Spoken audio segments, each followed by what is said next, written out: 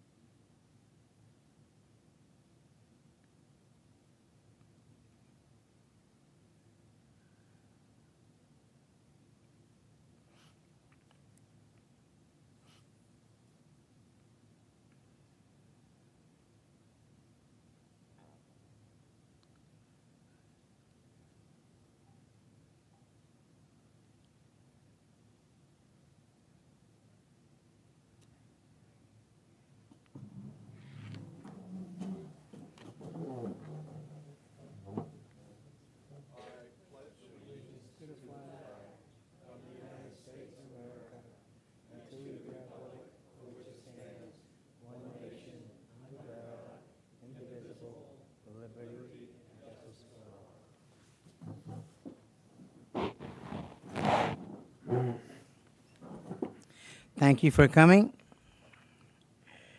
Mr. Gruner, will you please do the roll call? Chairman Klosky, Here. Randy Loveland, Here. Luann Henderson, Jeff Grunow, here, Mike Mino. Here. Also present, John Coffey, Community Manager, Cliff Reppinger, General Counsel, Stephanie Brown, District Clerk, Rich Armington, Resident Relations Manager, Charles Henley, Financial Management, Kathy Mendez, Food and Beverage, Ernie Cruz, Golf, and Matt Getz, Physical Plant. Chairman, we have a quorum. Thank you. First thing on the agenda is the Employees Milestone Awards.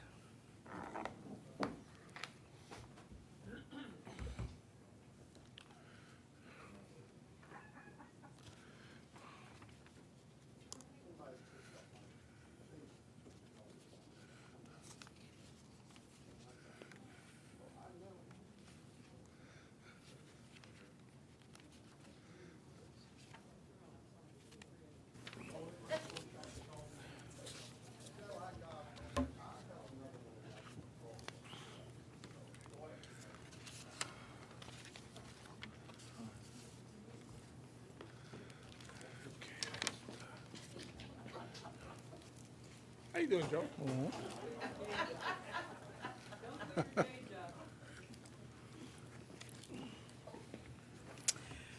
Okay, the first one on the milestone is Ernie Cruz, 5 years.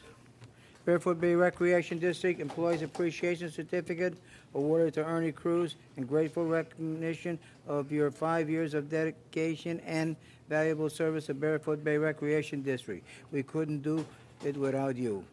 Awarded on this 4th day of December 2020. Notice I added a different word in there, but that's okay. A Klosky dollar. Okay, the next one is your. I will not read every one of them because we'll probably be sitting here to Christmas reading all these, so we're just gonna present this award to Sal Crawford. Turn it around and smile.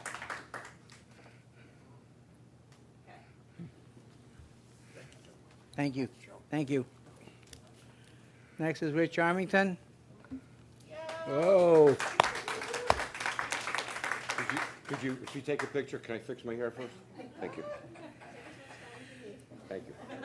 Rich, the same thing goes for you. Thank you for your 5 years for being here. Here you are, sir. I'm not going to read it. Thank you. You can read it. Thanks for all the food you've eaten in our office. Thank you. That's okay. Now you got Lori. Lori Kennedy? Kenny? No, I can't. What am I? I'm sorry. I'm sorry. Here you are, Lori, for what, 10 years? Yes. 10 years, yay.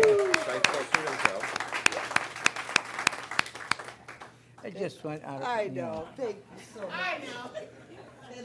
Now we got Matt Getz, 15 years. Whoa. Well, you're just a year ahead of me. It's 15 years. In a suit. That's why you were Shake.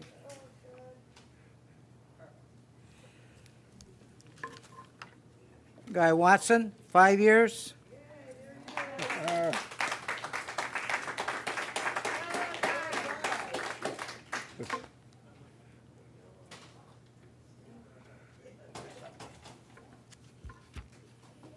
Danny Gilbert, 5 years.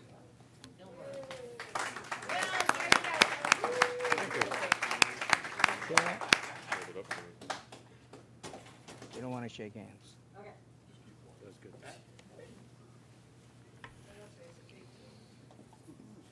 Pat Diamond, 5 years.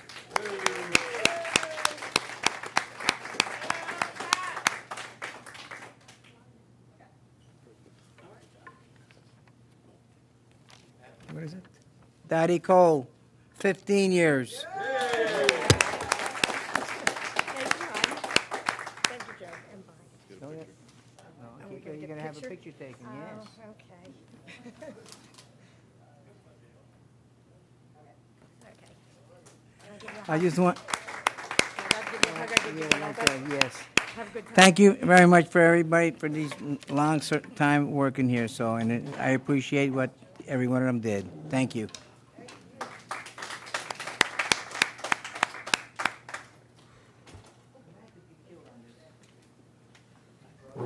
I've always wanted to sit in this chair.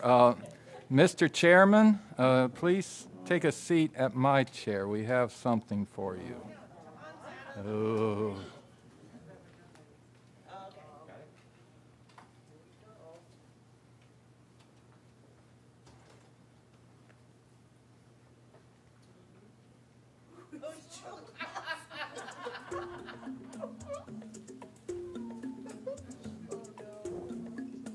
Okay, Joe, so this is a roast for you, and you know what roasts can be like. Sometimes they're a little sarcastic, sometimes they're a little snarky, but everybody who was asked to be in this video thinks the world of you, and they wish you nothing but the best. So hold on, here we go.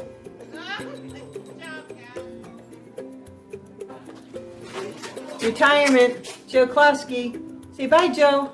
14 years. You can't believe it? Joe, just say bye, Joe. Wait a minute. Really? You remember Joe. Hey, Joe, heard you're retired. Finally. Hey, retirement is great. Life is good. Yeah, especially off the DOT. Hey, enjoy the rest of your time off. 14 years is a long time sitting on that board. God bless you. Yeah, we give you. They asked us to talk about your biggest accomplishments. That in itself is probably anybody's The biggest biggest accomplishment. You made what, 7 terms? We couldn't do 3. Couldn't do 3. Got 2. We tried. But thanks for the help on this. The admin building, Joe. Appreciate it. I think you did vote for that. I think you did. I think you did. Well, I can tell you, I met Joe originally down when I was in property services. I used to bring pastries in for the guys. And Joe could smell this stuff from miles away. Miles away. I mean, I didn't even know who he was, because I see him, he's always eating stuff. So that's, I just remember Joe was wherever there's food, Joe's there. So he's in the bakery. Not in this one, he's got to pay. Oh, okay. All right, Joe. Again, congratulations. 14 years is a long time on the BOT here in Barefoot Bay. And you did make us laugh a lot, Joe. Yes, you did. You made us When laugh we a heard lot. you talk. Enjoy it, brother. You deserve it. Hey Joe, congratulations. I hear you finally decided to retire. Good for you. There's a big world out there and it's fun to go out and have fun and enjoy yourself and not have to worry about other things and other business. I know that it's in your heart and it's going to be hard to give it up, but I think you can do it. I know you can go have fun. And I think you took up golfing, so maybe you'll do a little bit of that. Enjoy yourself. Maybe I'll see you out there on the road someplace. Take care. Hi, Joe. I have a retiring from the board after 14 years. Happy retirement. Good luck. Enjoy the nice weather down in Florida because it's really cold up north. Happy holiday, everyone. Bye.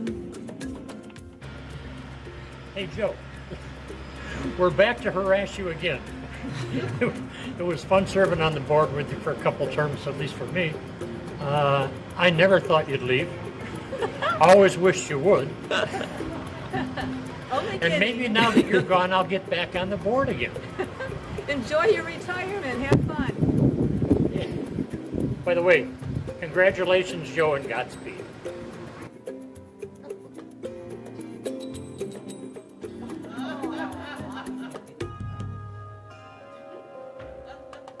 Joe, you've been on the board a pretty good while. I wouldn't say it was very long, but when the Mayflower landed at Plymouth Rock, you got off the boat and said, "Where's the administration building?" We served on the board together, and we got along real well. We disagreed on some things, but we had the same idea in a different venue. It's hate to see you go off the board. I'm sure the people will miss you because you're always interested in people in Barefoot Bay and tried to do what was right for them. So good luck, enjoy yourself, and enjoy your retirement from the board. Congratulations on your 14 years of service, Joe. I hope you find a hobby other than going to the violations committee meeting. Smooth sailing, calm seas. Don't let Barbara do all the work. Bye.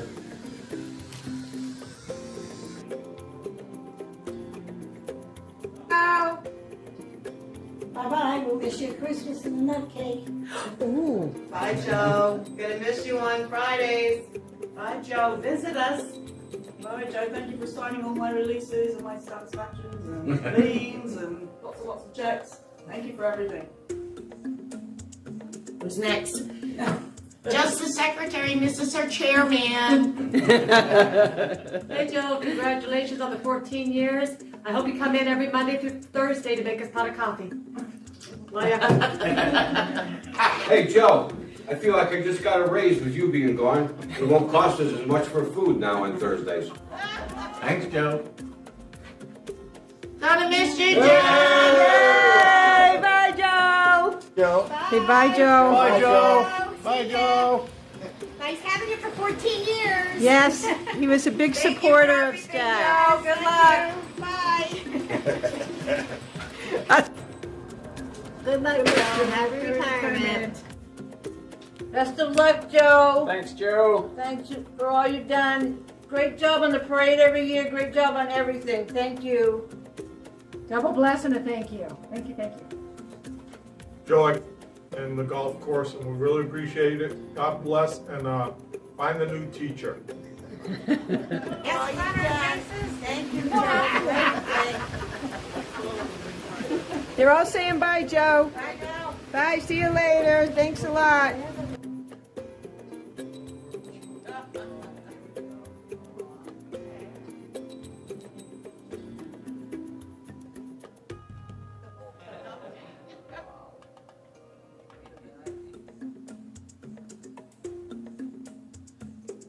Joe, this is Fig Harley, Assistant Community Manager.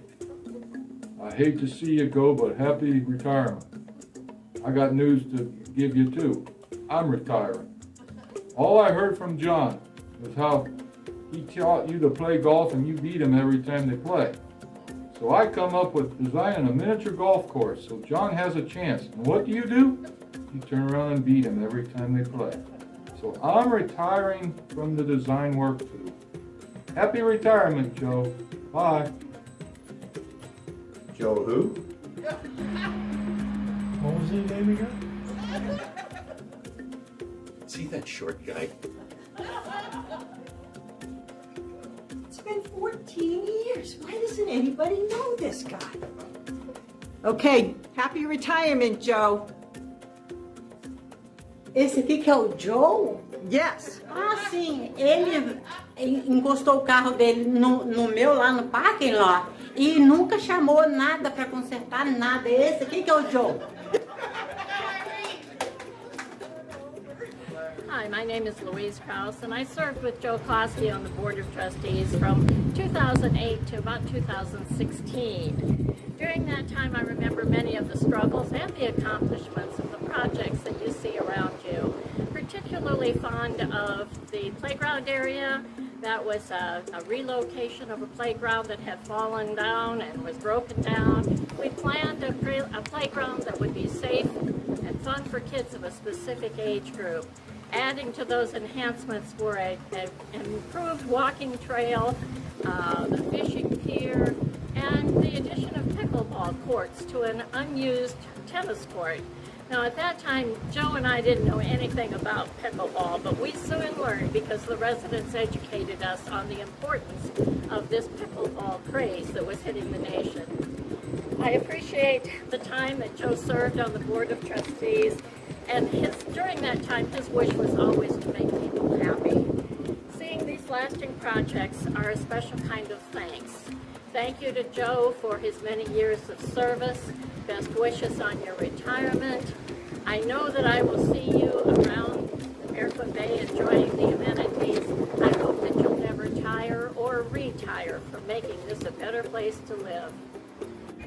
Hey, Joe, congratulations on many, many, many years of service. Now you can just sit back and relax and enjoy all the things you probably haven't had a chance to relax doing. Thanks for helping me when I was having so much trouble with the bocce ball courts, and getting us situated in that, and all the things you do here. The parade, just making sure you got your thumb on everything, and sometimes your whole hand. We're never sure what you're doing, but you're always trying to do the best you can, and we're very appreciative of it. Thanks a lot for all your service, Joe. Hi, Joe. Just want to say thank you for all the years of service you've done for Barefoot Bay. Hey, Joe. Oh, say it ain't so. I put many, many good years into this bay, and we're looking forward to seeing you each and every day. Have a wonderful time in this new chapter. We started improvements to the bay. And Brian Snakes was the first because he's the chairman that signed the contract. I was the chairman that got the contract through and won the court case. And we were on the clock as well as being on the board. We started it, you, me, Brian, and Frankie. We started the improvements to the bay. So, good job, Joe. Thank you for everything. I'm willing to travel. Enjoy your retirement. I'll go anywhere. Hi, Joe. Thank you for your service. We know that the Bay was #1 in your heart. Be safe. Come and see us soon. Thank you. Hey, Joe. Tom Gitta here. Hope you enjoy your time away from the boards. I hear you're retiring after 14 years of long service for this community. There are a lot of things we accomplished over those years and many important small projects that may go unnoticed, but board members we kept on top of them, and in order to maintain the district facilities to keep it looking good and running well. I know as well as how much time and effort goes into being a trustee. You certainly deserve a break. Good luck at time away from public service, and I hope you enjoy life. The only thing I'm going to ask you or the board to do for us is you maintain the Christmas parades. You did the best Christmas parades in the whole county. Thank you. Hey, Joe. It's Carol at the pool, and we are going to miss you up there in that Board of Trustees Chairman's chair. You've done so much for this community. We really appreciate everything. Looking forward to the Christmas parade and seeing you around the bay. Mwah. Joe, this is your friendly coconut. Happy retirement. But I have a confession to make, Joe. When you picked me up at the beach, you thought I was from Africa. I'm not from Africa. I'm from India. but we still can be friends. I do have a favor to ask, Joe. Please come in and visit Rich during the day. I don't want to be the only nut in his office. Bye. I'm trying to think of who that is. Who? What's his name? What was his name again? Klosky? No.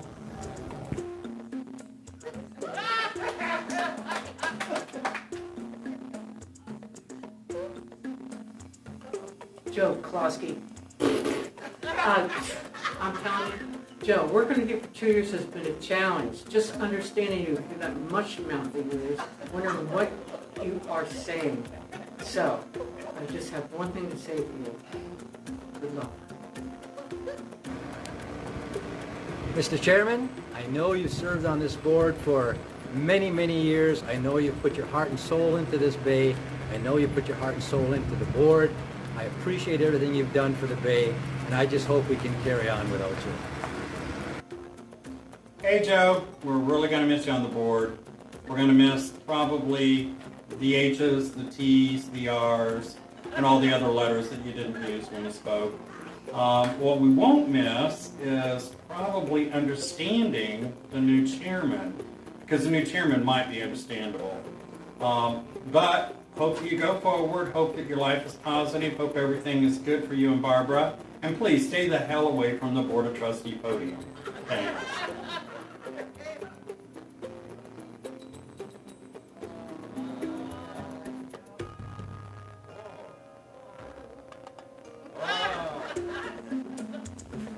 Matt Getz, say bye, Joe. Bye, Joe. Happy retirement. Happy retirement, Joe. Okay, good years, Joe. See you later. Have a good retirement. Congratulations on your recent retirement from the Board of Directors after 14 years of service. You certainly have been very diligent with the community through informing them of your chairmanship with board in the Tatler. And sometimes it took a committee of 3 to decipher your hand, but that's okay.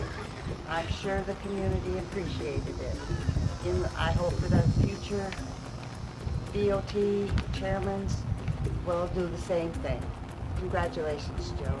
Thank you for your service, Joe. 14 years. Hi, Joe.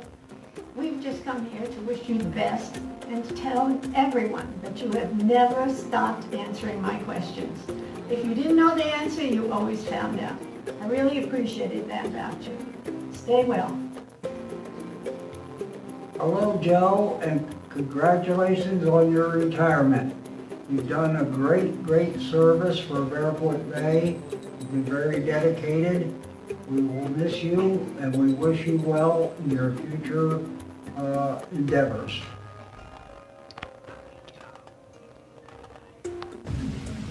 He's the chairman? Oh yeah, we we know know Joe. Joe! Joe! No, this isn't parquet. This is Frigidaire. I can't believe you're finally retiring. When they told me you were retiring, I jumped so high I was almost in the attic. So I realized they won't be stuffing me full of food every time they have a potluck meal because you crash it and eat like an army. And then I realized you got a nose like a beagle and you'll still come to the meals. Ah! Joe, we all love you, and we all gonna miss you. I hope we'll see you soon, coming around. Have a good one. Congratulations, Chairman Klosky, on your record-setting tenure with the Board of Trustees. It's been a pleasure getting to know you over the last 13 years. I really appreciate your service to the board, and I really appreciate the fact that you haven't had any sunshine law violations within the last 13 years. It's really helped out.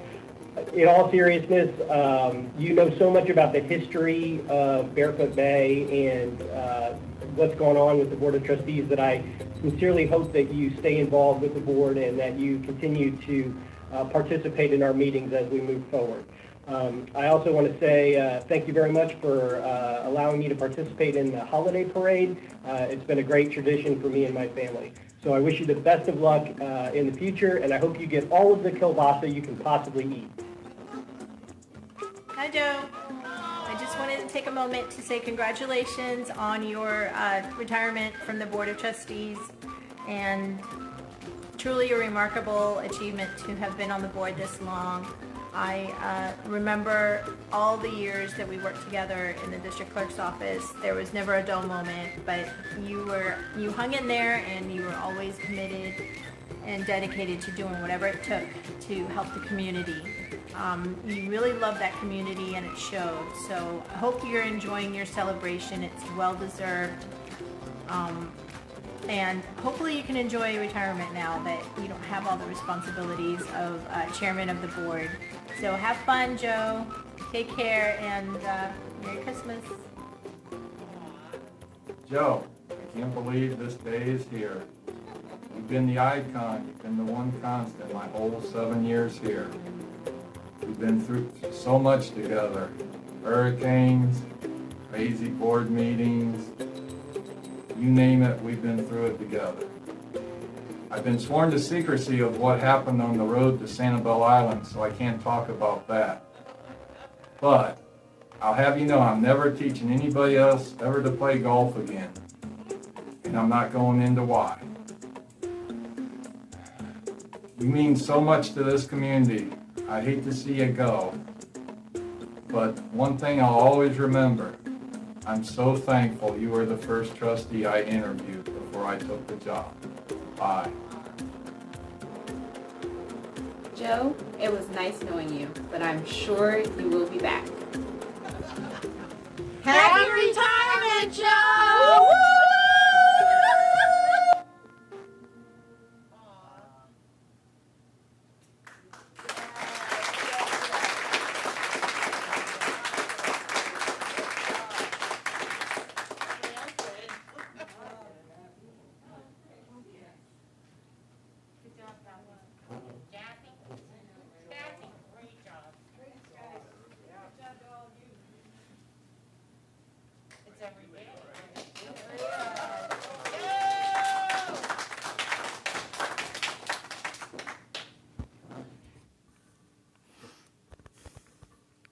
Thank you.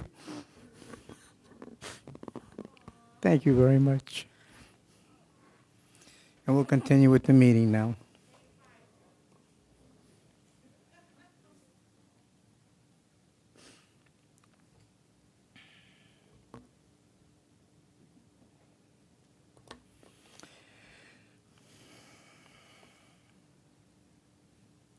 The chair will entertain a motion to approve the minutes for dated November 13th. I'll make a motion to accept the minutes. Luan made a motion, second. I'll second. Brandy seconded. Any discussion on the motion? Hearing none. All in favor of the motion, please say aye. Aye. Aye. Motion passes. Trustee Loveland, please read the Treasury report. This is the Treasurer's report for December 4th, 2020. Cash balances in general fund. Petty cash, $2,500. MB&T operating account, $2,320,728.67. SB&A reserve account, $698,948.16. Total cash balances in our general fund, $3,022,176.83. Total daily deposits and assessments received for period 11/6 to 11/23, daily deposits of $41,465.62. Assessments received $1,064,702.13. Expenditures over $5,000 for period 11/6 to 11/23. Zimbelli Fireworks, $5,000. ABM Landscape, $41,655.02. Brevard County Tax Collector, $31,419.31. Family Pools, $35,536.86. Insight Partners for air handler and condenser for Building A, $31,975.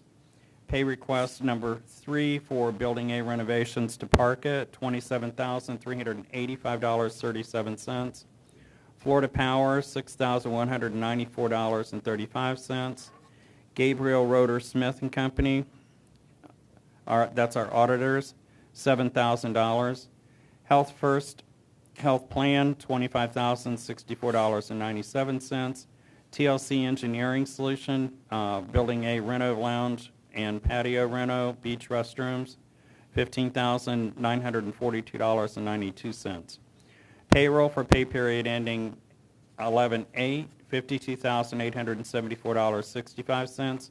Payroll taxes for pay period ending 11/8, $14,627.02. Sales tax to the Department of Revenue, $20,137.37. Total expenditures over $5,000, $314,812.84. I submit the Treasurer's report. Thank you, Randy. Chair will entertain a motion. I make a motion to accept the treasurer's report. Luan made a motion. Second? I'll second it. Mr. Gruner made second. Any discussion on the motion? Hearing none. All in favor of that motion, please say aye. Aye. Motion passes. Thank you very much. There's the audience participation. And I only have one. Oh, you? Okay. John?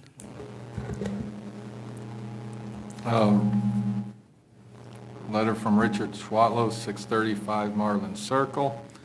The Bay over the years have developed activities for the younger members of our community. We have softball, tennis, golf, and separate pool parties. Now we have a new amenity in the Bay, our miniature golf course. This would be a great time to have families on the miniature golf links event.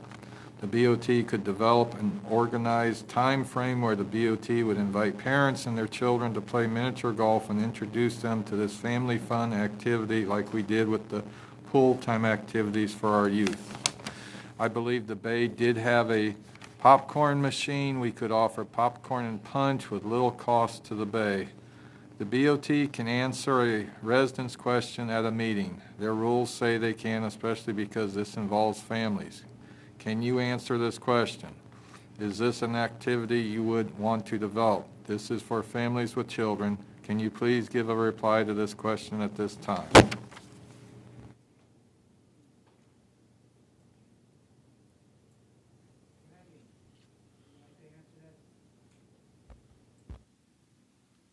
You don't have to answer it.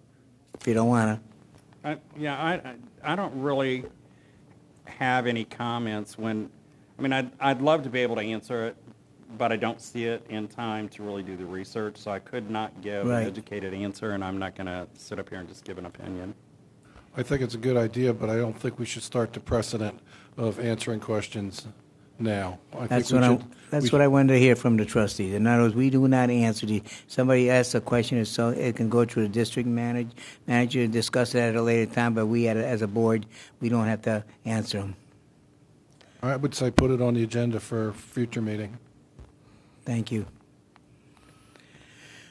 Okay, I know Carol Joseph was up, but Louise, since you got up there, one of you can go first.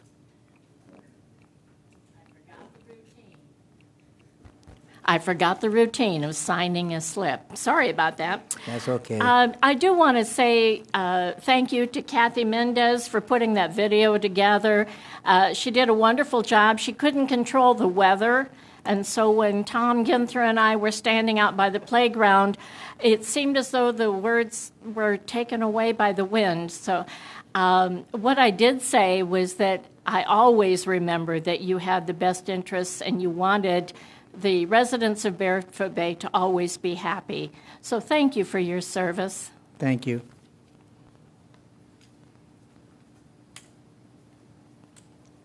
Jean Osborne. I'm not sure why I was left out of the roast to wish you well, Joe, but perhaps due to my advanced age, people thought I was no longer around and amongst the living. I am very much, we'll miss you up there at the front of the room and wish you nothing but the very best in the years to come. And I look forward to seeing some more of you at St. Luke's. Thank you, Joe. Thank you. Thank you very much. Nancy Isley, Barefoot Boulevard. Ditto, Joe, and thanks for all that you've done for the community. I can remember back the first time I met you, I think it was the first time, we were running for office down at A Building, and your group was up on this side, and our group was down on this side. And what I appreciated, you walked down to our group to say, hi, how are you? And I thank you for that. Thank you for being concerned about the community and the people that live here and their needs. Thank you again. Thank you very much. Carol? There's no way anyone can possibly follow Kathy's rendition of Life in the Bay. Absolutely fantastic. She did a wonderful job. And I just wanted to thank everyone in this room and all the people who have gone before us, making the Bay the place it is today. If you look back 10, 15 years, you would not believe how far we've come. With our heads held high, and we have unity here. I want to thank Joe very much for always being available all these years. Any questions anybody had, he would answer them day or night, and he's done a wonderful job, as have the Board of Trustees and the Special District Services who provide us with our community manager, John Coffey, who has taken the reins and done a beautiful job. Thank you all. Thank you.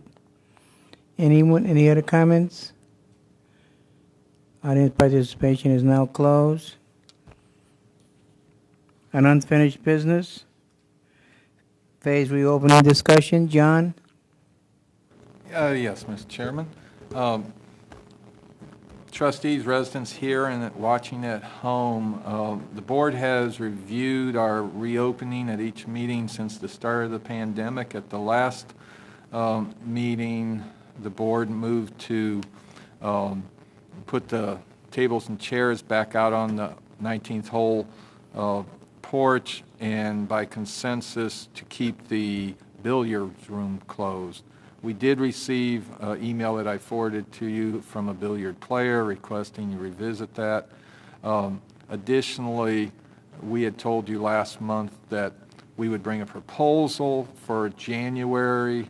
The proposal summary is lunch service beginning in the 19th hole, 11 to 3, Monday through Saturday, with dollar dogs on Sunday, prepared snacks the rest of the time. The lounge would have hot dogs and snacks, no kitchen help there, 2 to 9 each day, and alternating on Saturday and Sunday each week in one outdoor event with a limit of about 250 people in attendance for outdoor entertainment with small snack type food.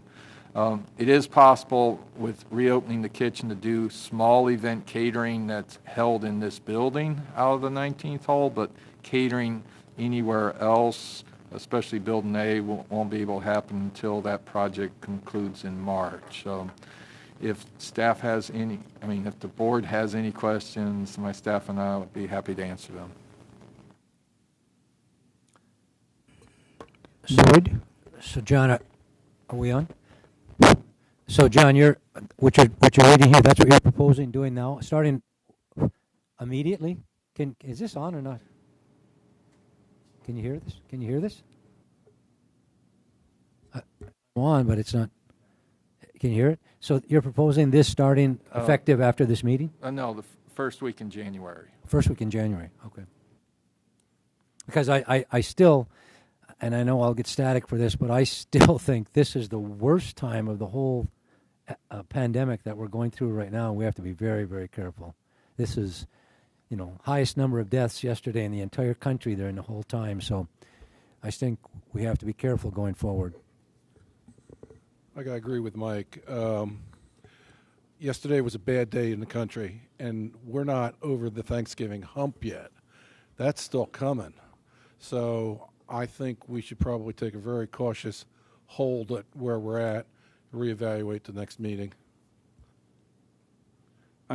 I've got to agree with those two gentlemen because, I mean, I'm looking at the statistics now, and the average for even reopening recommendation through CDC and WHO is 5%. We're at 8.9%, and that's in Brevard County alone. So, I mean, we're almost double what the recommendation is. And we've had already this month 1,984 deaths. You know, while that's not a lot compared to the huge population, it's just it's unfathomable to even think about which one is okay to die. So I think that taking the cautions that we are taking are necessary, and I think that we need to stay on that path. And to agree with Randy, you know, we're very lucky because we have been safe up to this point. And if you look at some of the things that are happening around the country, I mean, some of these places they're talking about, they can't fit people in hospitals anymore. We just don't want to get anywhere near that. And so again, I guess my question is, talking about January, you're talking about starting this kind of things like the 1st of January or at the next board meeting, or I'm just asking what you were planning. I get the feel and the majority of the board would like to take a more cautious approach, that's fine. There is twofold reason of a proposal first week in January. One is to get past the double time requirements of the holidays.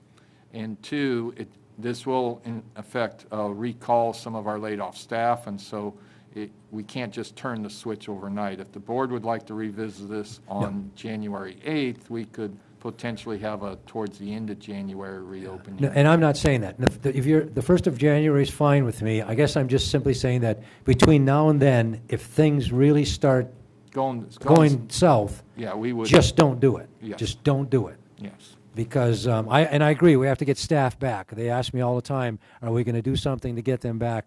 But you just don't want it to get worse than it is everywhere else. You don't want it here.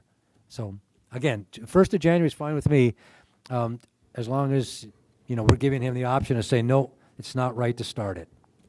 Yeah, I 100% agree with that. I trust your judgment on this, John. And what I want to be cautious from the board perspective is that we don't give you some direction that you're going to have to follow before we, and in saying, okay, yeah, we want you to do that, have you follow that. So please just use your own discretion. You've used very good discretion through this to this point, and there's no reason to not trust that going forward. And I agree with Mike. You'll decide come January if that's still a good idea. Go ahead, Luann. The problem with that is, thank you. The problem with saying we're going to open and then not open is because we're going to hire the staff back, and then say, well, we're not going to do it. I agree that maybe we should just hold off until the first meeting in January and see how it is after that, because you're going to have the surge after Thanksgiving, then you're going to have a surge after Christmas too, and maybe we should just wait and revisit it in January. I mean, I know I won't be here, but maybe that's a better idea. Maybe just to wait until the first meeting in January. Let the new board decide what to do. But he's not going to hire the staff back until they open up. So it just would be the plan. Well, no, they have to hire. No, but Mike, they have to hire them up. They have to hire them before we open up. I mean, they have to be, they have to be hired and everything. So are you gonna call people and say, okay, are you available to come back to work? And then say, well, now we're not going to open up. I mean, exactly. Call them up. You put the plan in place. You think we're going to do it. If it gets bad, you cancel it. That's what he does. Well, I think we got to move forward in a cautious way. And I think John and the staff have done a really good job in looking at the problem, coming up with the right solution. I would be okay with starting after the 1st. In fact, a suggestion might be let's just open the 19th hole up until the next board meeting and only start the entertainment after the board meeting when we have an idea what the Christmas travel did to everybody, because there's going to be a second surge with everybody coming in and out of here. So my thought, if it's okay with the fellow board members, is open the 19th hole, get that started, then we look at the outside entertainment at the next board meeting. So Well, if we actually, open the 19th hole, I say we open it for only the really bad golfers in case we're wrong. That way we don't lose any other good ones. Mostly only the really bad golfers go there anyway, so. Okay, I know the next board meeting won't be until the new board convenes on 8 of January, so I look at it, maybe let that board decide at that time, because there will be 3 board members from the old board going into the new year with 2 new board members. So I'm looking at maybe if that board decides on it. I would probably leave it just the way it is right now, because since they're going to say the 1st of January, you're going to start doing it after January, you might as well just leave it till the 8th and let them decide. I agree, Joe. I think that's what we should do. I think we should wait till January. I do. I think we should wait. I think we should leave it as it is and wait till January. Chairs will entertain a motion on this. Okay, What do you wanna do? I make a motion that we wait till, that we leave everything as it is until the next board meeting, and it be revisited then. Luana made a motion, leave it as it is until the new board convenes. I need a second on it.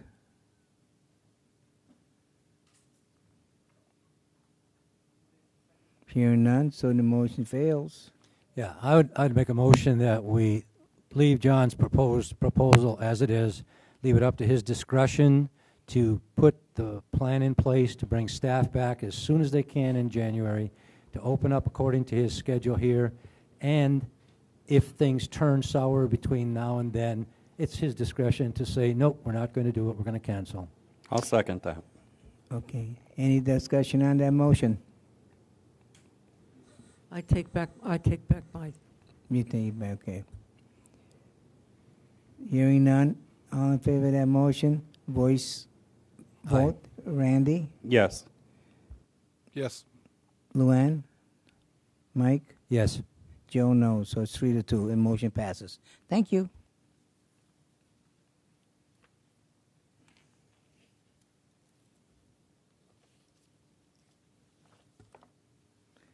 Next on the agenda is Stewart Medical Group proposed ground lease letter of intent.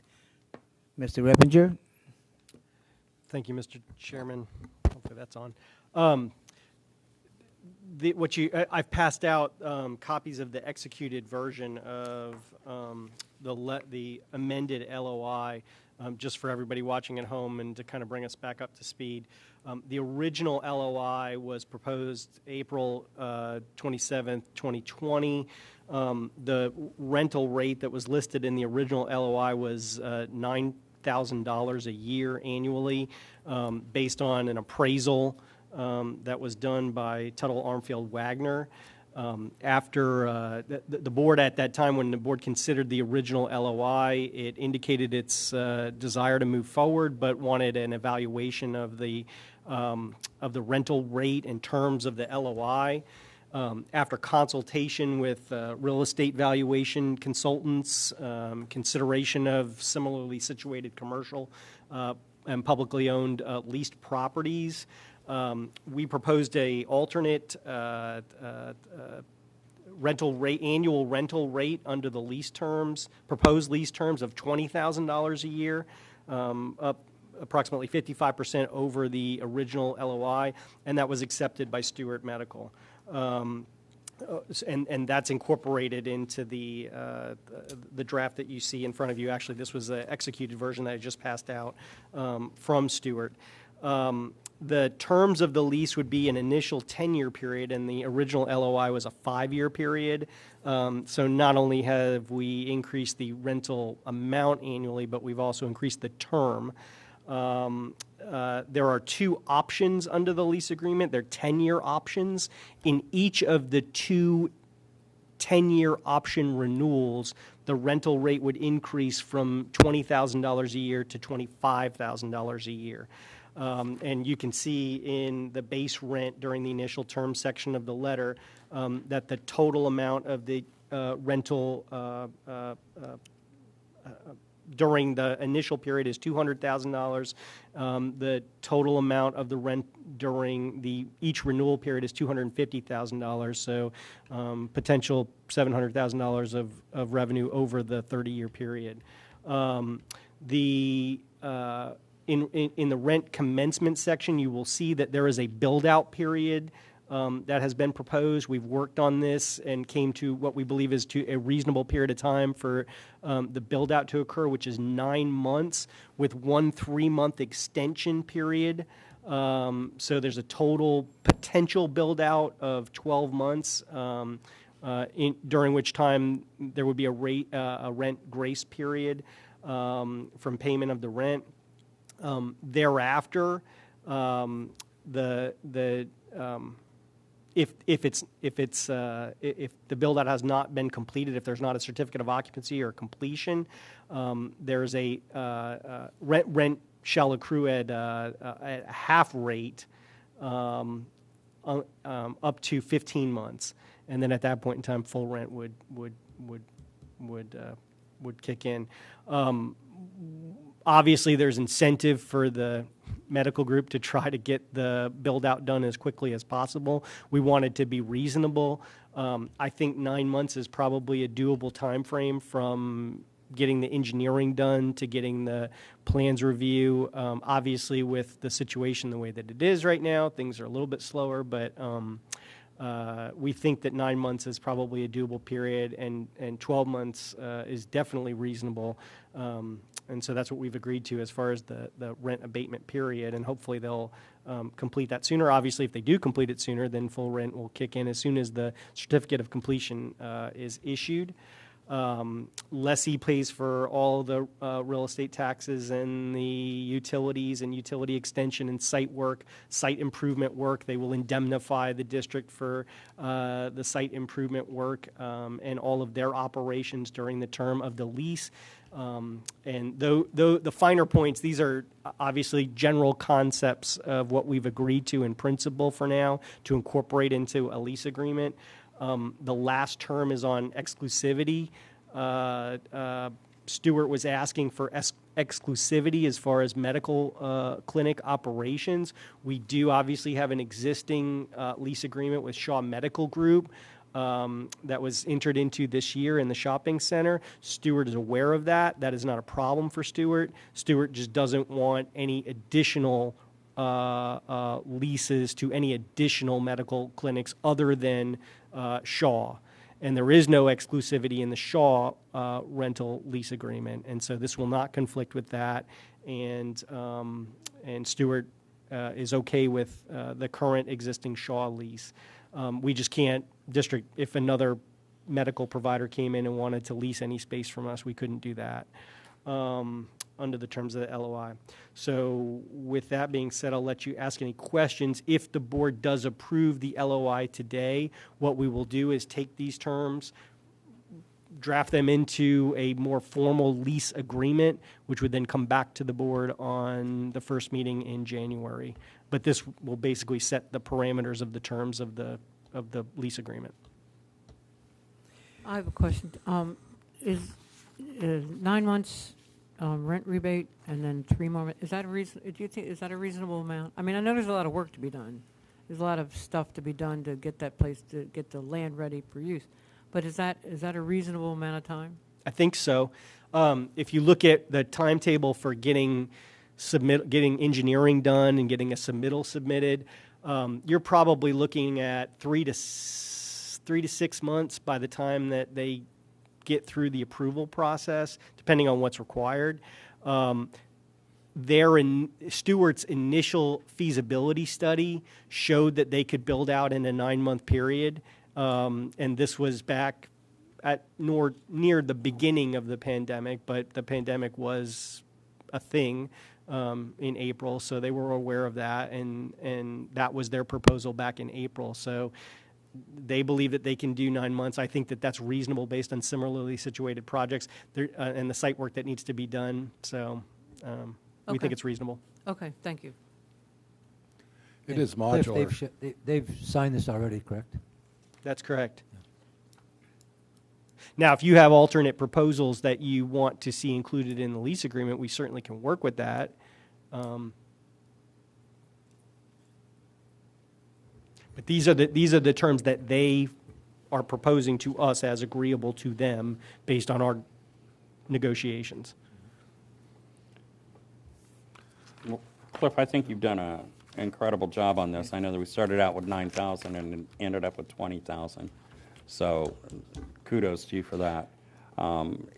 This looks very good. I mean, we're looking at a piece of property that's sitting there that has an assessment of $100,000. It's just sitting there as a blank piece of property that we can turn into potentially in the right vein, $250,000 to $500,000 in revenue.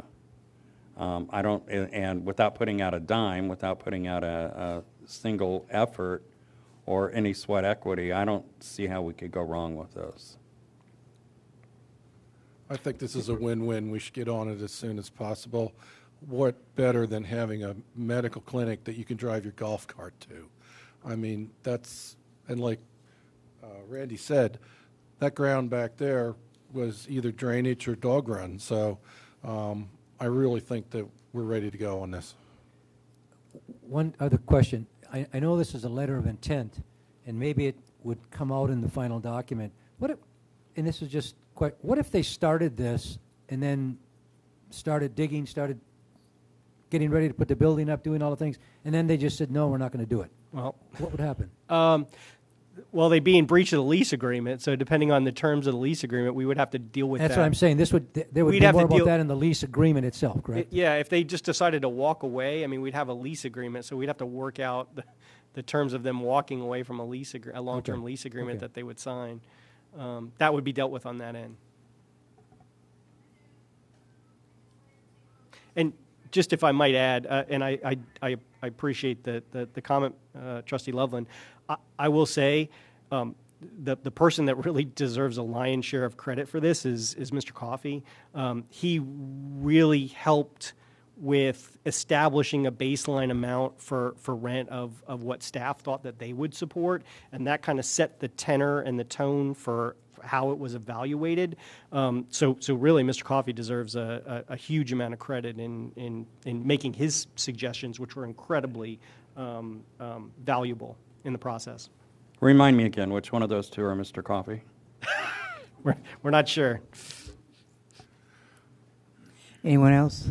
Yeah, I think that Stewart will go in good faith. We had the CEO call in that one night, and that question was kind of asked about what's going to happen if they would abandon us. And he answered it two ways. One, I think he said 40% of the admissions to the hospital down here in Sebastian come from Barefoot Bay. And then the second answer to that question was, we just built an $80 million expansion down here. We really would not be walking away. I agree with trustees, and I want to thank John for what he did. The great increase. He always does a great job. So what I am now, looking for a motion. I make a motion that we accept the proposal from Stewart. Luan made a motion. I need a second. I'll second it. Second. Any other further discussion on this motion? Hearing none by voice vote. Randy? Yes. Bruno? Yes. Luan? Mike? Yes. Joe, yes. Motion passes unanimously. Thank you.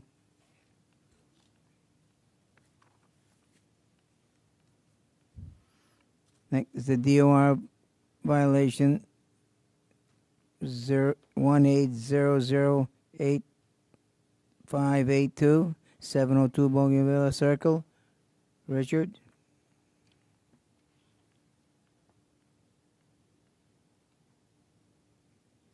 Is there anyone here to represent this property? Okay, go ahead. No one is. Article 3, Section 11 and Section 2D, exterior maintenance.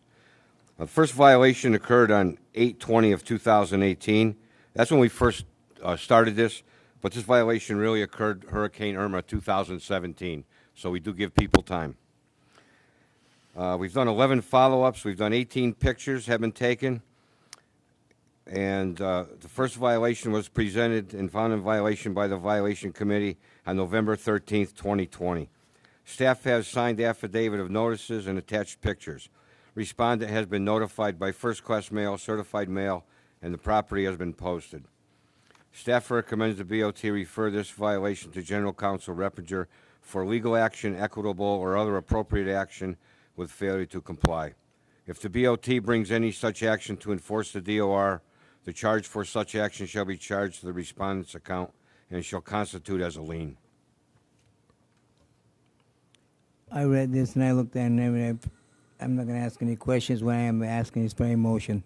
What, Rich, is anybody living there? All the pictures, Need a there's motion. no cars. Need a motion. Why do we? Make a All right, motion, make a then motion. discuss. Make a motion. We give it to Cliff now. I need a second. Second. Any discussion on that motion? Is anybody living in that house? No one's living there. The original owner sold it like it is to the person that owns it. I've noticed he's in New Yes, Jersey. He's in New Jersey. We've tried to work with him. What he'll do is go to contractors. He'll talk to them. They say that they're talking with him, and he never signs a contract and keeps dragging this out. So we've pretty much exhausted everything we could possibly do with him. Okay. Any other discussion on that motion? All in favor of that motion, please say aye. Aye. Aye. Aye. Motion passes. Thank Thank you. you. Thank you, Rich.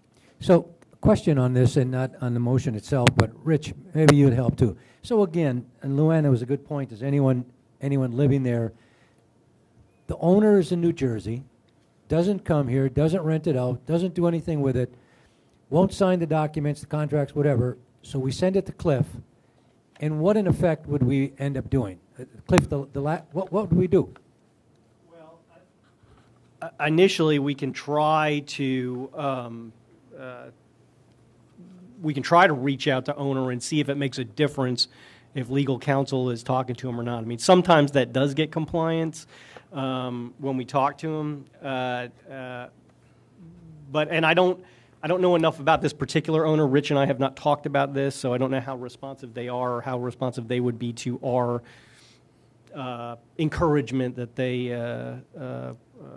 cure the violation before we file something, but sometimes they're receptive, sometimes they're not.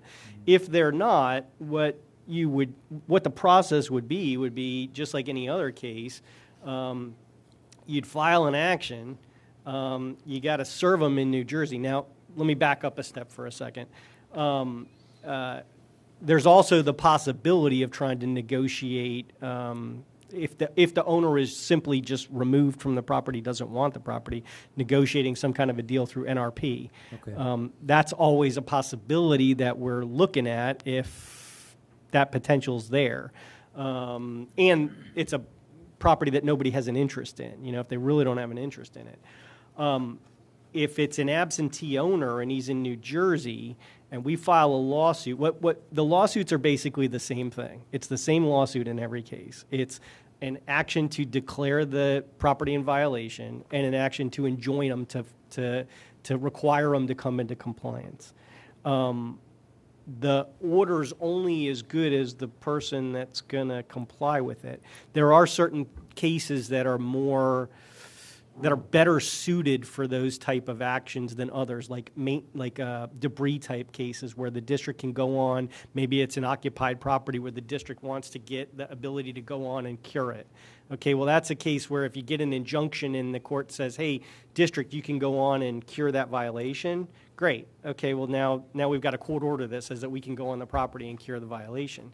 In a case like this, it becomes difficult because it's not like the district's going to invest the revenue to cure the violation that's at issue. The no carport and no particularly the carport ones are really the most difficult cases that you have because absentee owners aren't they're not interested in putting a lot of money into the property. The district's not really interested in spending its time to go construct a carport just to bring the property into compliance. And the courts, although I can't tell you that we've seen a carport one at a final judgment stage, although the court, I'm sure, would enter a final judgment, I have suspicion on what the court would do after that fact. You could get to a point in a case for an injunctive relief where the court is holding somebody in contempt, or where we filed a motion for contempt. We've done that in cases. We've gotten to points where we've filed motions for contempt that the owners have then brought it into compliance because they don't want to be held in contempt by the court. If you've got somebody who's up in New Jersey and they don't care about the property and they're not really all that interested in the lawsuit, my guess is they're not going to be real concerned about an order for contempt. Well, from I guess that's my court. point is that, boy, I can't see us spending, first of all, we're not going to go in and put a carport up. We're not going to spend the money on that. And I can't see us spending a whole lot of money on something in some court case that's going to end up in New Jersey and spend a lot of legal fees. So have we approached at all Rich, this guy, about saying, do you want to get rid of the property and look at the NRP at all? Have we done that? He doesn't want to get rid of it. He sits down. I know in the past 6 months, I think he's been here 3 times. Oh, okay. Yeah. And when we violate him for the grass or the bushes, with whatever weeds, he takes care of it. It's just, Okay. maybe he doesn't have the money to take Yeah. it. I have no idea. You know, this goes back to one of the discussions we had last year about if we, and I don't want to get into that discussion again, but if we had the ability to fine people for things, we could, it would be a little more of an enforcement saying, okay, you're not going to do it, we're going to start putting fines on this. I'm sure we have the ability, and correct me if I'm wrong, Mr. Coffey, but we've fixed skirting on homes. I believe we do have the authority, and I'm not sure what it was under, that we could put a carport up and charge them. Yeah. Technically, under the DOR, Mr. Armington's correct. Like, the district has a self-help provision where it can go in and it can take curative action and assess the owner for the costs. The question is, what's the best use of your resources? And that's really a district board decision as far as, do you really want to spend dollars building somebody's carport? I mean, the legal question or the legal fee question is a good one. I mean, it's something we wrestle with daily with these cases. Are we really, is there really a good, especially in a case like this, if it's a violation that's affecting somebody else, or it's debris or maintenance or affecting aesthetics or something, that's one thing. We have at least, it's probably the same person, but we have at least 2 calls a month on this house. Why does it not have a carport? Really? I can't close the case.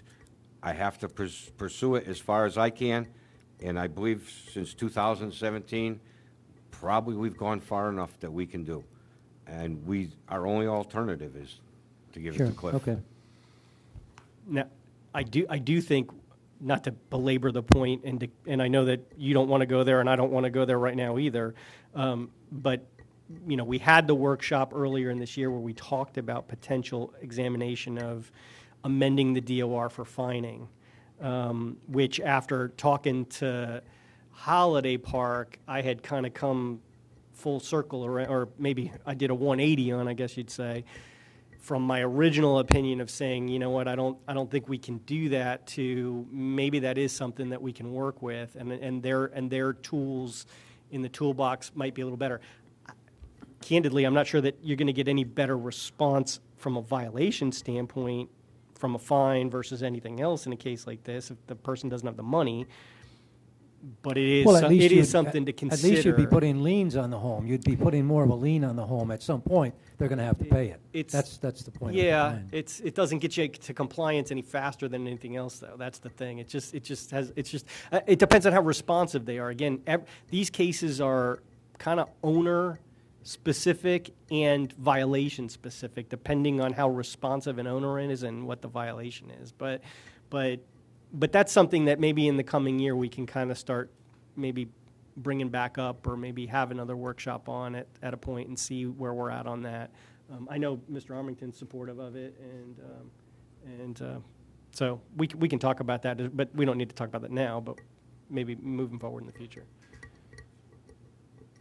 The only thing, Mike, is if we put a fine on it, then it gets into a lien, and then the property doesn't get sold, then we go through the whole rigmarole we went through last meeting, what's the word I'm looking for? Forgiving the assessments and the fines. And then that doesn't do any good either. That's something that you definitely would wrestle with, depending on what the situation was. Now that, and again, I won't belabor the discussion, but that was a little bit more unique because you've got people that aren't the owners, that aren't responsible, that didn't create the violations, that are buying at tax deed sale, and they want to turn the properties, and it benefits the community to get those properties turned and moved and redeveloped. And so that's the distinction between, you know, a case where somebody just comes in and says, I want you to waive it, versus a situation like that. Okay, thank you.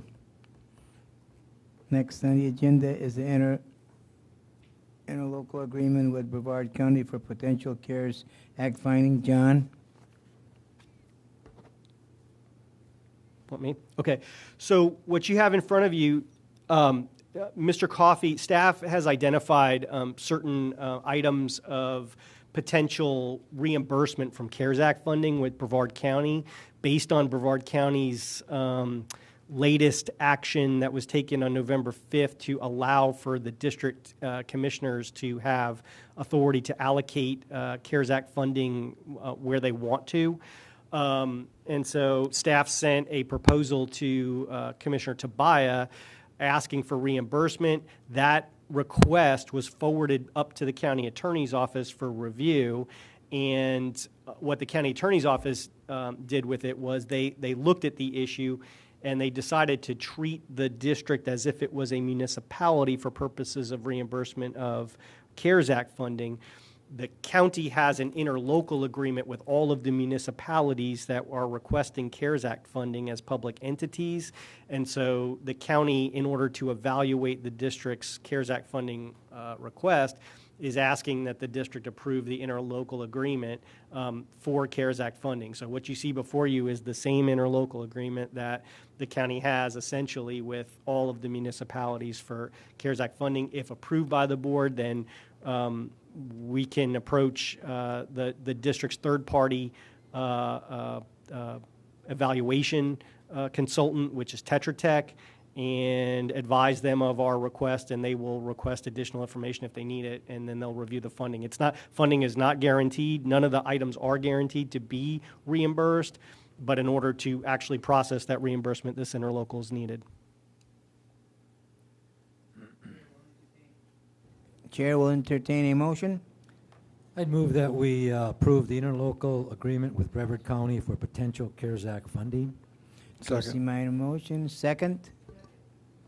Luan made a second. Any other discussion on this motion?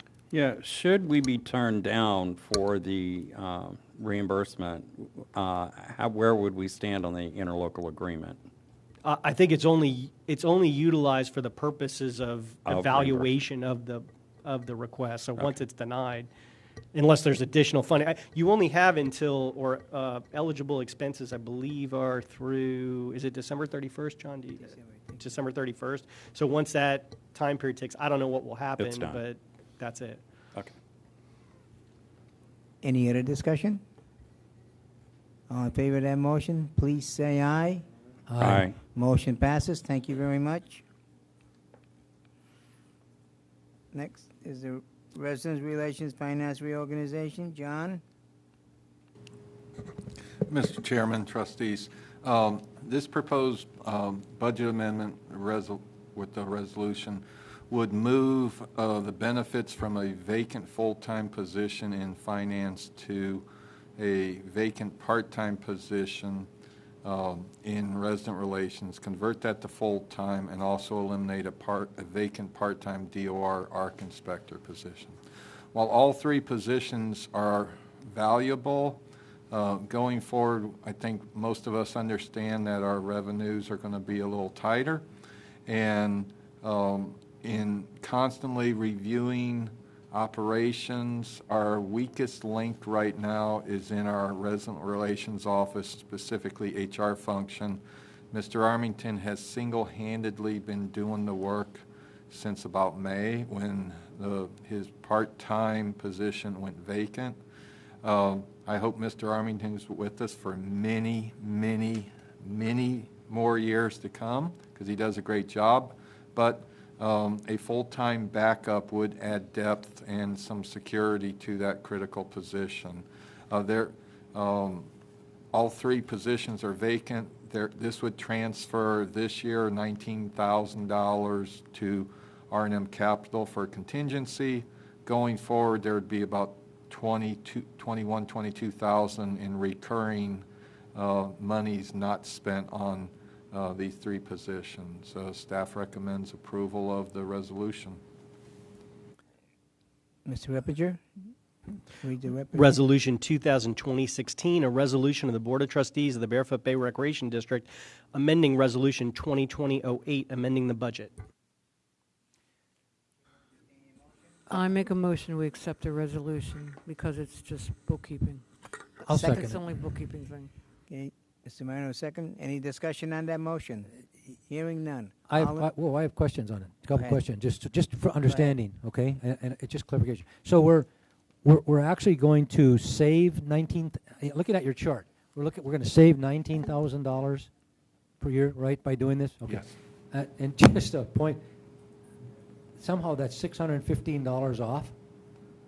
It doesn't matter, anything to do with the resolution, it doesn't, but I want to make sure. So the $19,000 is actually a savings by eliminating the 1.7 position and putting a full-time on. Okay, thank you. Any other discussion? Hearing none. All in favor of that motion, please say aye. Aye. Aye. Motion passes. Thank you. Next, Building A renovation project change order number 3.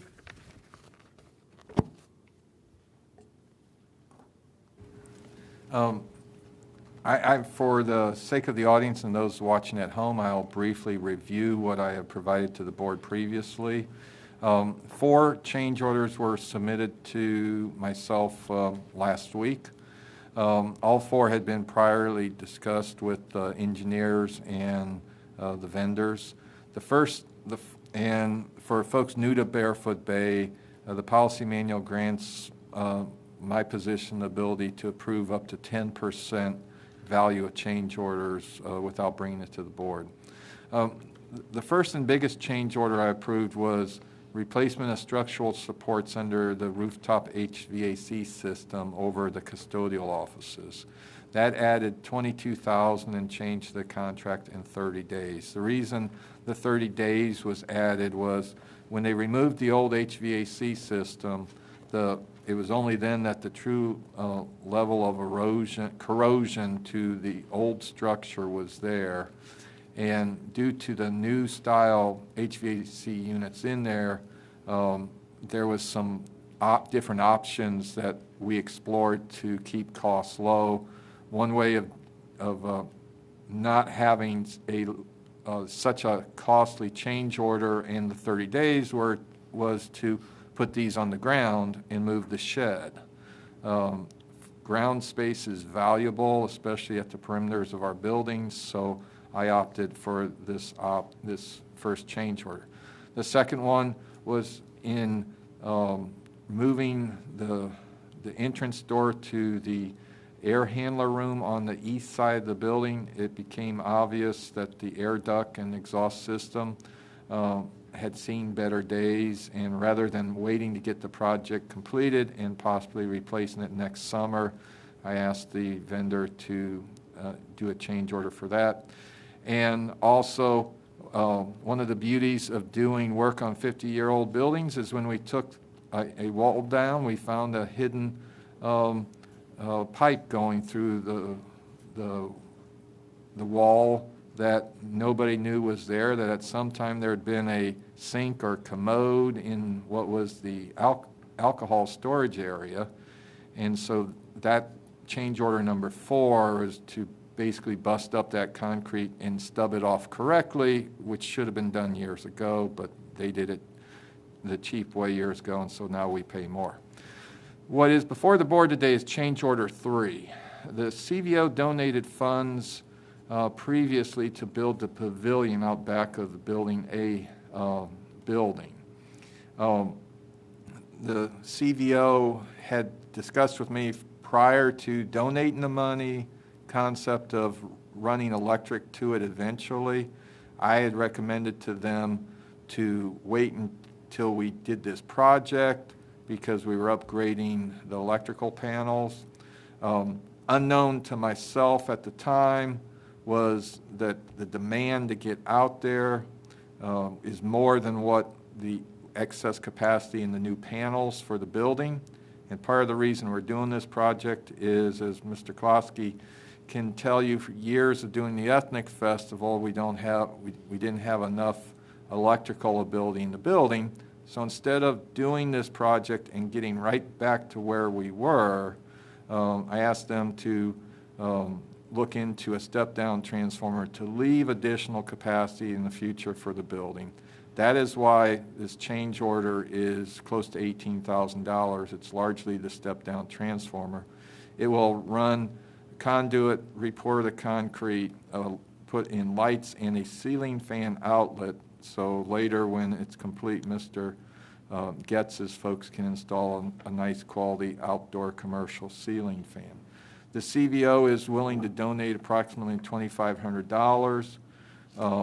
In addition, due to the direct purchase of the HVAC system, we'll be saving about $13,000 over the entire contract. So in some ways, this almost pays for itself if you don't count the 3 previous change orders. This does cumulatively go higher than my authority. That's why it's on this agenda. I personally appreciate the CVO donating the balance of their class action lawsuit money. I think to fully utilize the pavilion for our residents in the winter months, the lights are a good addition, and therefore recommend the board approve the change order as presented. Chair will entertain a motion. I'll move that we accept it. Second. Any discussion on that motion? This is a win-win. Okay. I have a question. How much is the pavilion used now? It's not used that much right now because largely because of COVID, we were shut down. When it was put in,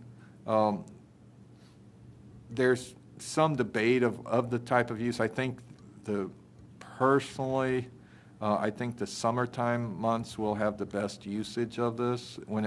Where it's at, if you're out there in January at 8 o'clock at night, it's probably going to be a little chilly because you're right on the edge of the lake. And when it was first put in, we didn't have the lights in there. Most of food and beverage is little used right now. So I would imagine when we start up the limited street dances again, where the stage is, you got a straight shot across the pavilion is a perfect place to sit and watch it, especially if your choice in music is not super loud. You get a little ways away, it tones it down. The change order is really for what? I mean, it's not a change order, it's an addition, isn't it? I guess I don't quite understand that. Well, it's not a change order. Correct. It's an addition to work, but it's going through the contract. Going through the... Yes. So it's a change order to the contract, but it's an addition that has nothing to do with Building A, in effect. Correct. Okay. And how much have we put... I know the CVO put the money in and put this thing up, and it was highly controversial, and we were going to have weddings there, and we were going to do all kinds of things. But how much have we, the BOT, put into the board put into this so far? Just a rough idea. You don't have to look it up. The CVO cost shared the purchase of additional furniture for the entire area. I don't think we have spent over $10,000 on this entire project yet. Okay. And I had another point, and I forgot it now. Okay. Mike, I just had to say that when I first heard this, I was this way about it too. But I started to think that as the weather gets better, and COVID has affected everything around Sure. here. So I think as the weather gets better, I think this probably is a good investment for us to do right I'm not now. necessarily against it as much as I look at it as an additional item, and we go back to what Trustee Loveland said a few meetings back, where let's not add anything new, any new projects or money into the thing, and that's why I'm saying it's not really a change order, it's an additional thing we're going to do and come up with $15,000. I guess, is that what we had in mind when we talked about not adding additional projects? I'm not against so much putting it over there and making sure this goes. It's just, it's an additional item at this time. That's my only question. Mike, I see this as a add-on item to Building A, because the original idea was to tie the electric off to Building A. Then we stepped back a little bit and said, okay, let's do the electricity right in Building A, and which they've done a good job. But then in further review, instead of connecting to A, it makes a lot more sense to have a step-down transformer, which is taking it from an add-on to A to sort of a new project.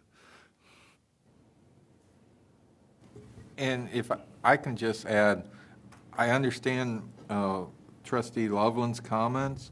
When I used to visit my late father-in-law, we would drive along this state highway in Tennessee, and they paved it. 3 months later, we came up and they dug up the center of it to replace the water line. 3 months later, they put guardrails in and had to repatch it. And that was, that's the stereotypical thing of Department of Transportation's.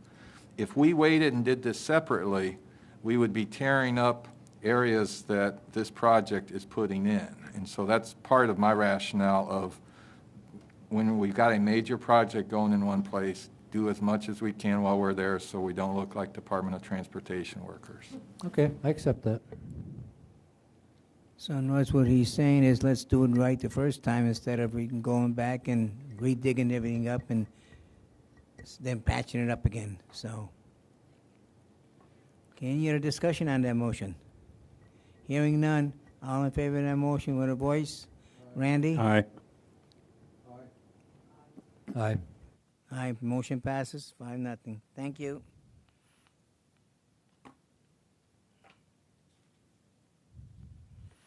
It'll be the CVO donation to offset cost of Pavilion electrical service, change order to Building A renovation project. John? Per the policy manual, donations to the Bay require board adoption, and staff recommends approval. Chair will entertain a motion. I'll make a motion that we approve the financial gift from the CVO for this project. Randy made a motion. Need a second? 1 second. Any discussion on that motion? Hearing none, all in favor of that motion, please say aye. Aye. Motion passes. Thank you. 2021 Independence Weekend firework display. John?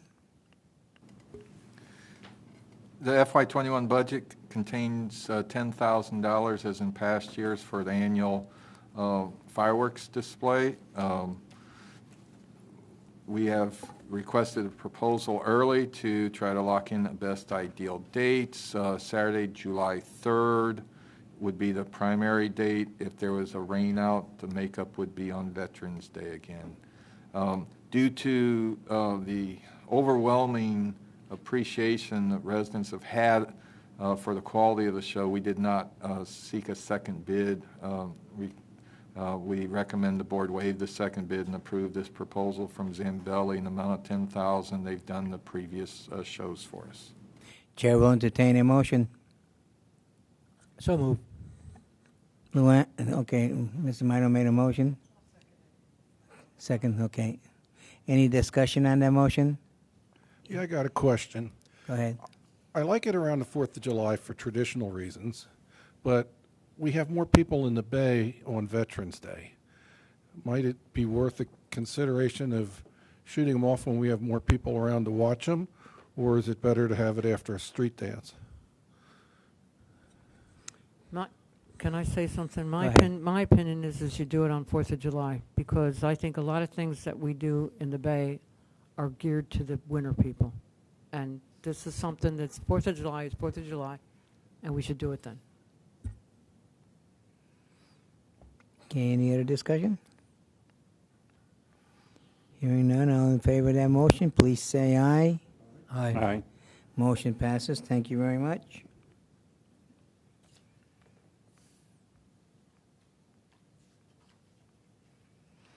FY21 Employee Pay and Classification Plan.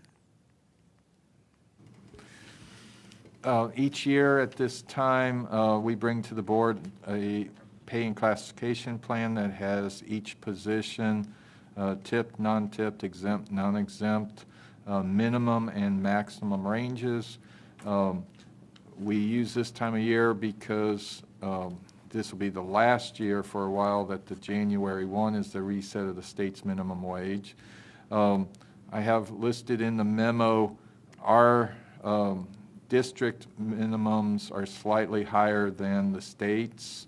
We purposely have been trying to inch the non-tipped for competitive purposes. This year, with the shift to $6.98 tipped minimum wage in October 1, 2021, I didn't see the harm of leaving 4 cents to the good this year. Of note, we do have a few employees who historically were over the maximums. We largely did not have maximum ranges when I got here 7 years ago. If we had them, they weren't enforced. So there are a few employees who will not get a raise out of this. Just want to be real clear on that.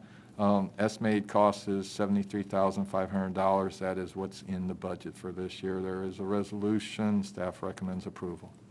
Mr. Repinger?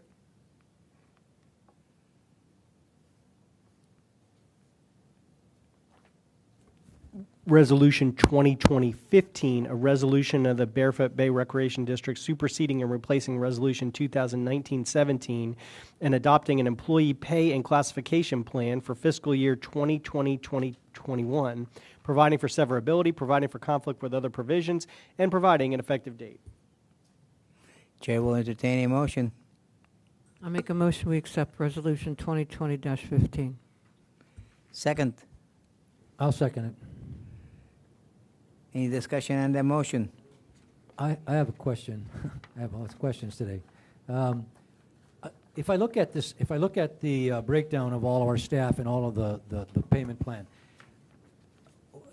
the minimum wage is going up on, what was it, January 1st, 2021?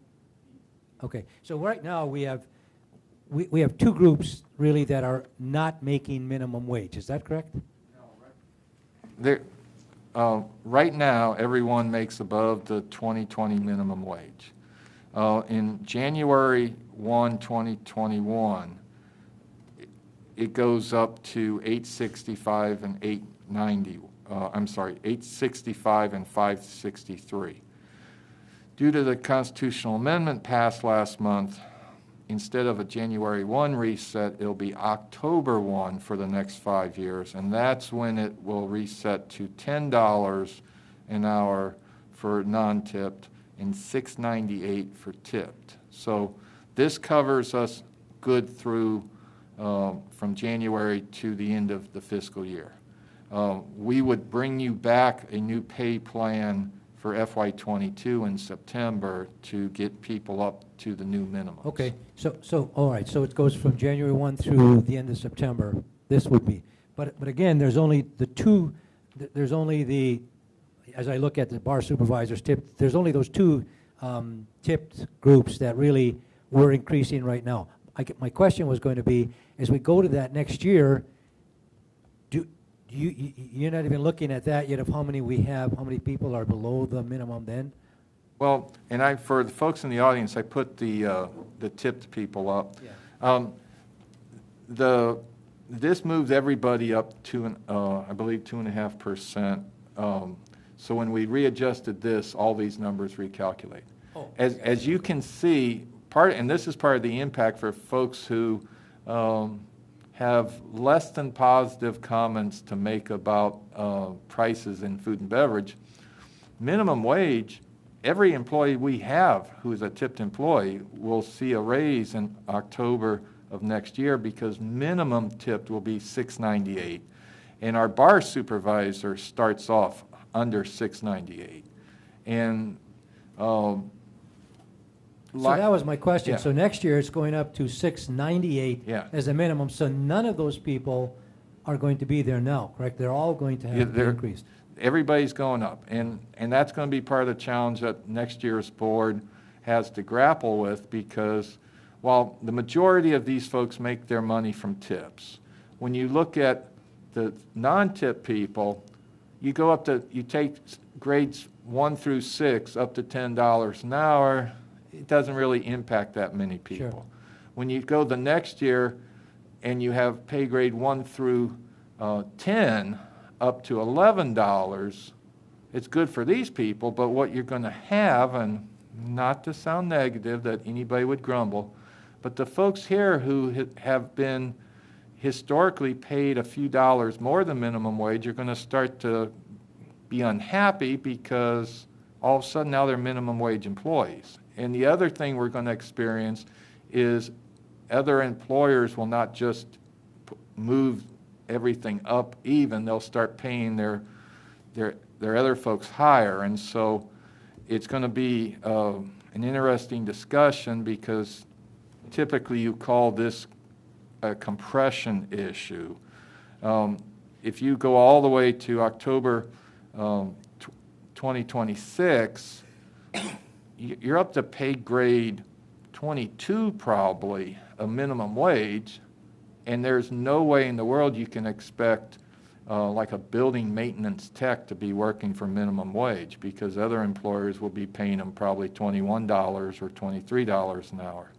And so there's a lot of discussions. All that's down the road, and Chairman Klosky's sitting there thinking right now, retirement sounds good right about now. Yes, so to answer your question, we're good through end of September with this. And that's, big I'm one. glad you brought that out, because it is more than just changing this for the next 10 months or whatever it is. It's a lot more than that. Any other discussion? All in favor of that motion with a voice vote? Randy? Yes. Mr. Grun? Luann? Mike? Yes. Joe, yes. Motion passes. Thank you.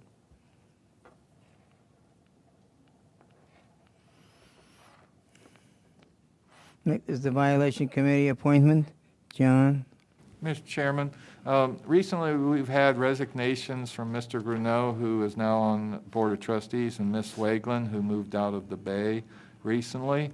Staff recommends the board move Ms. Floss and Mr. Voigt from alternate positions to voting members. Both members have been contacted and stated they are willing to be moved to voting members. We have advertised for the last couple of weeks in the peak of the week for other letters of interest. Since none have been received and we only have 2, staff recommends you defer appointments of alternates until the next meeting. Thank you. First thing is make a motion to appoint Ms. Vicky Sloss and John Voigt to the vacant voting position. We move them up to voting members. Second?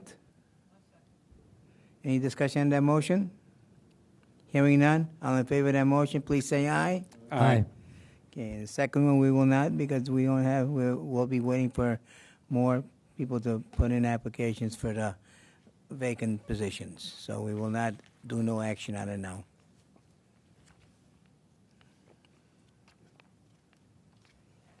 Thank you.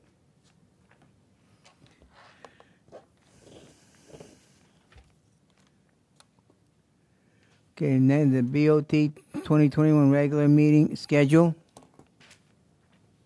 Mr. Chairman, this is just the annual housekeeping.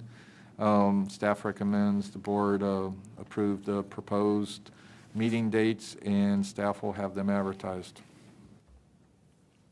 Need a motion? So move. Second. Any discussion on motion? Hearing none, all in favor of that motion, please say aye. Aye. Motion passes. Thank you very much. Managers report. John?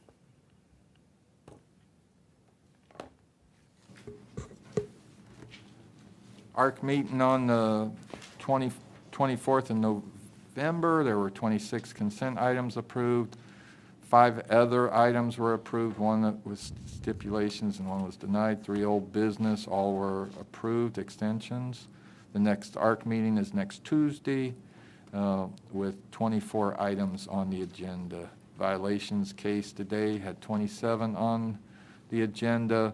11 of them were not heard, as 5 are working with the homeowners and 6 came into compliance. The others were found in violations. The next violations meeting is January 8th.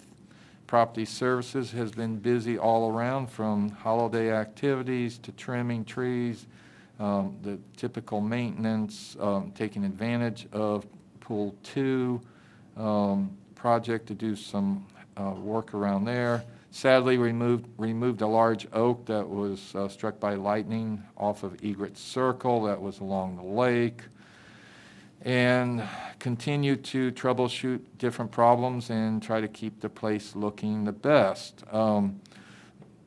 Golf Pro Shop, Saturday's mixed couples, Sunday's PM scrambles are now playing. Tomorrow, the kids' Christmas tournament. I'd like to commend Mr. Cruz and his staff for pulling this together in a very short notice. Sunday, the 19th hole parking lot will be closed at noon for the parade. And of course, holiday closures are there. Mr. Cruz chastised me the other day because I've not been giving him his monthly countdown. So I get a big, only 20 more shopping days left for Christmas. Get your logoed gifts at the Pro Shop. Food and beverage holiday closures are listed. Some general information, as I previously mentioned to the inform the BOT for the public consumption.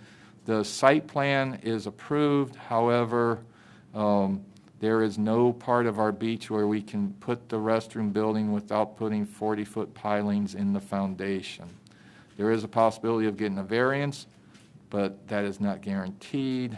The cost of putting the pilings in starts at about $80,000. So staff requested the board have a brief workshop to give Mr. Reppinger and I direction at on January 14th at 6 p.m. prior to the budget kickoff meeting. Stephanie, did everybody agree to that? Okay. Lakeside Lounge expansion project, we anticipate later this month getting the final design packet, and that is something that I will engage the new board on the 14th at the budget kickoff meeting regarding how to proceed.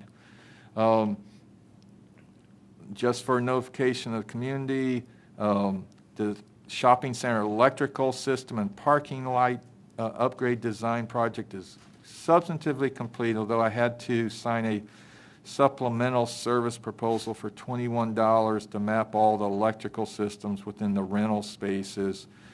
Part of that is that we've historically not had a centralized storage place for our plans, so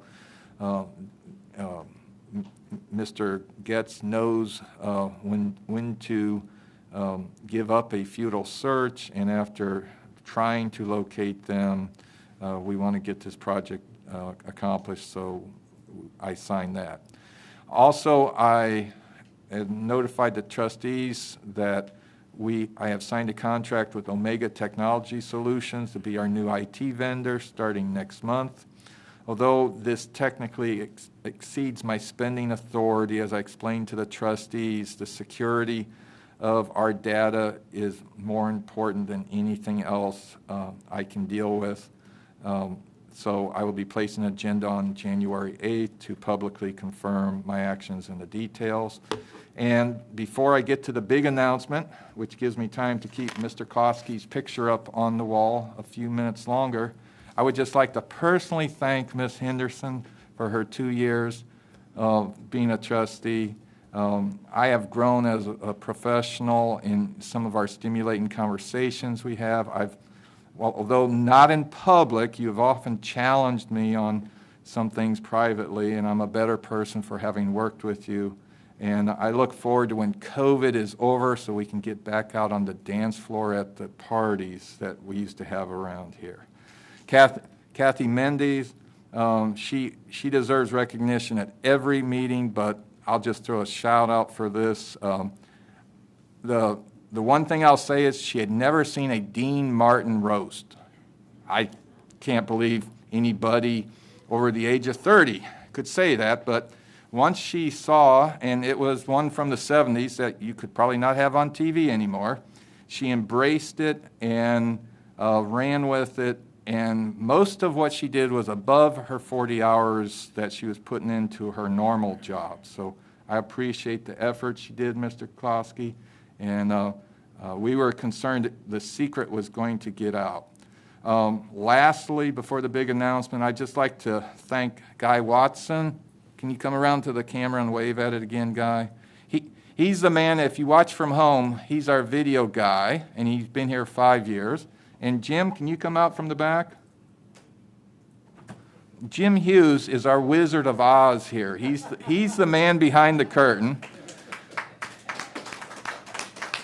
These two gentlemen, along with Stephanie, are largely responsible for the streaming that we did during the COVID shutdown and for the improvements we've had in our in-house production and product that you see on YouTube and at home. And while they don't get recognized, thank you, gentlemen.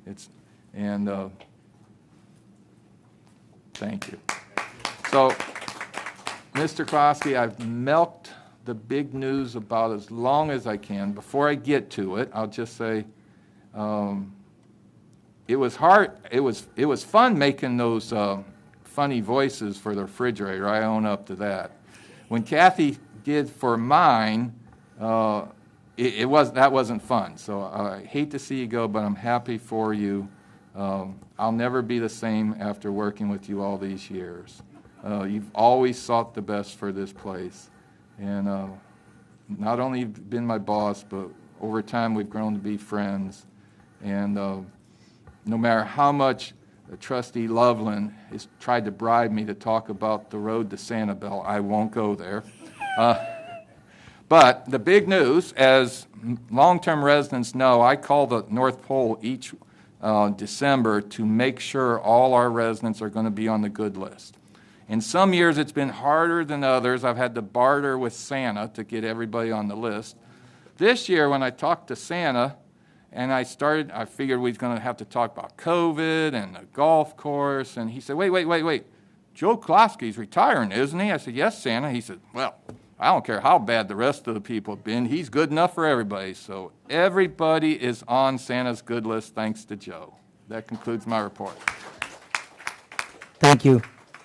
Mr. Effinger?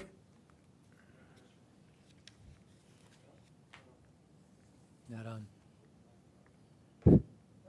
No? Hello? Can you hear me? Okay, that's better. So I'm on. I've passed out to you to start the DOR Enforcement Matters status list, which I keep promising and have now given you.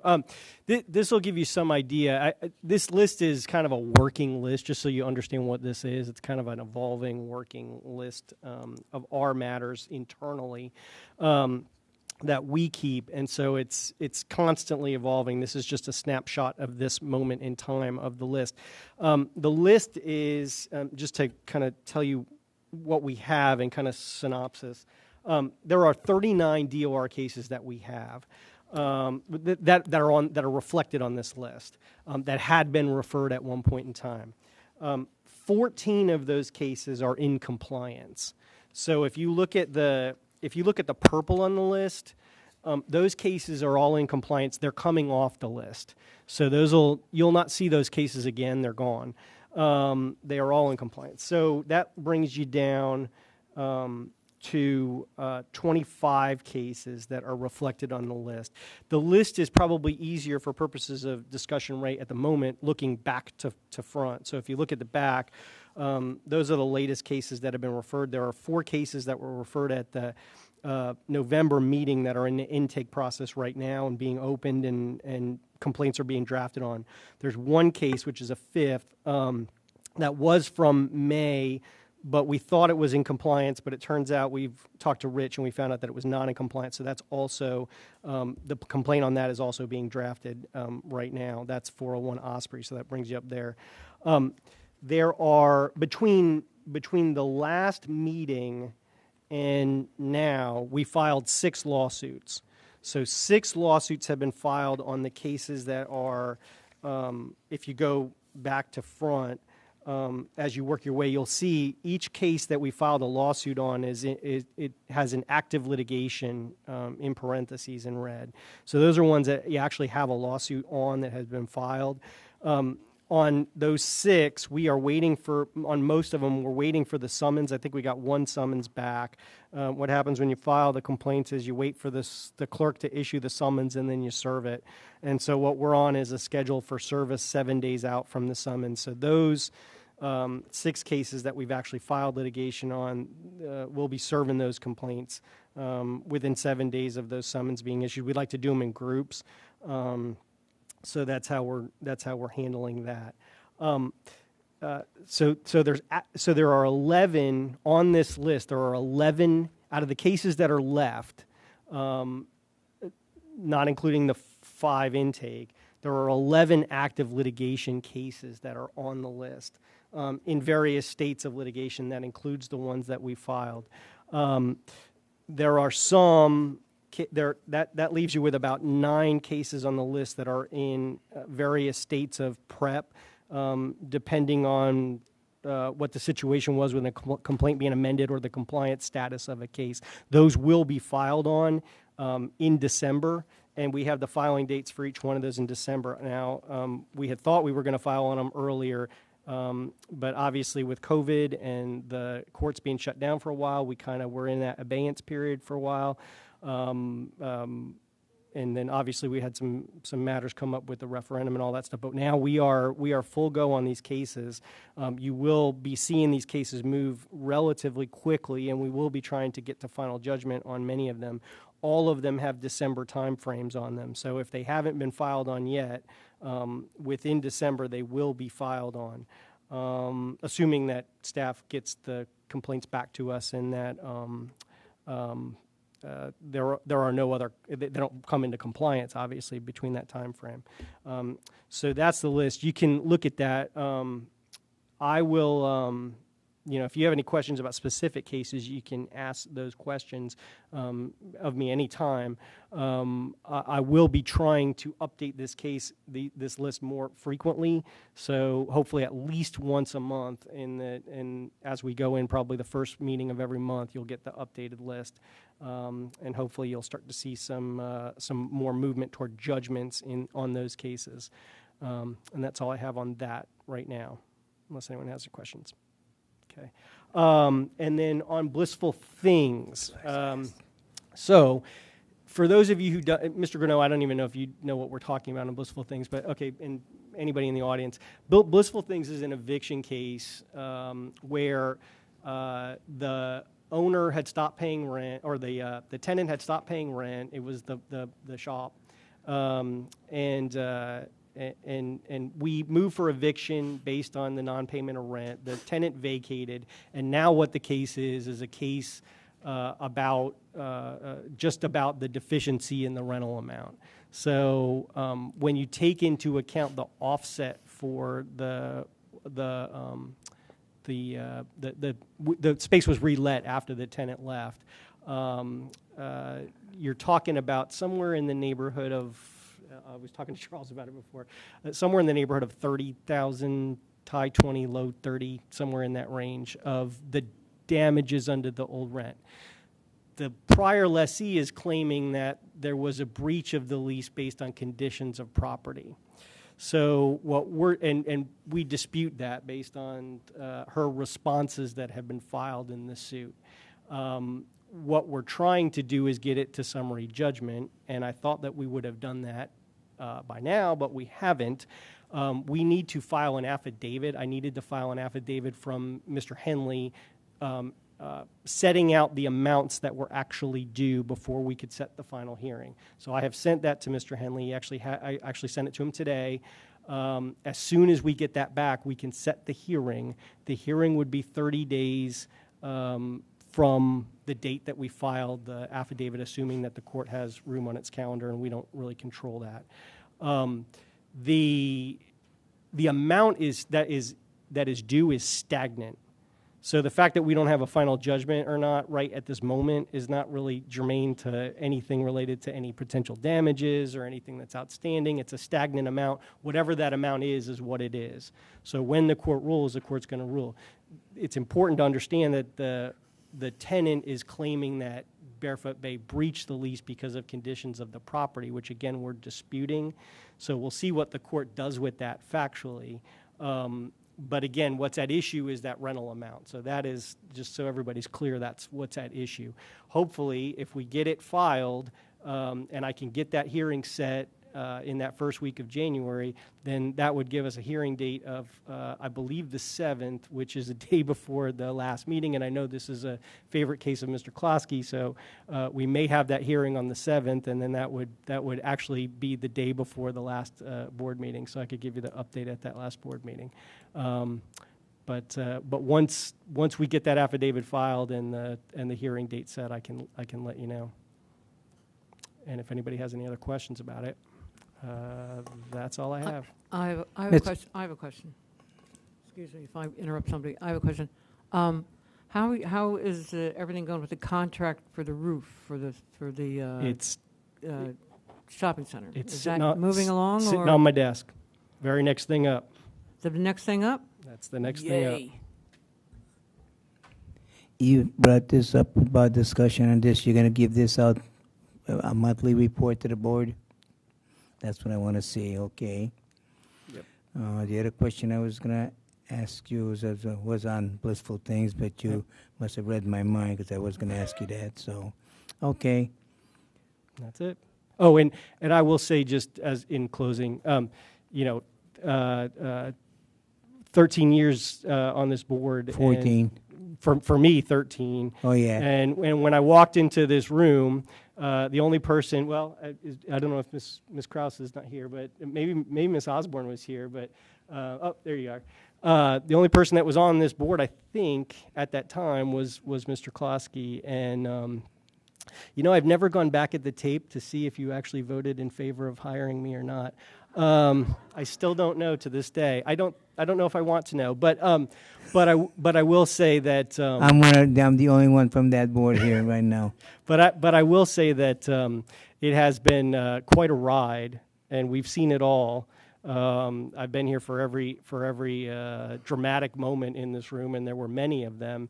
And I'll tell you, it's amazing the amount of things that have been accomplished over that time period from the boards that you have been a part of. This place is completely different than it was 13 years ago, and you are a major reason why this place has turned around and become a much more stable and actually like professional type of public environment. And so I just want to say it's been a pleasure for me to work with you.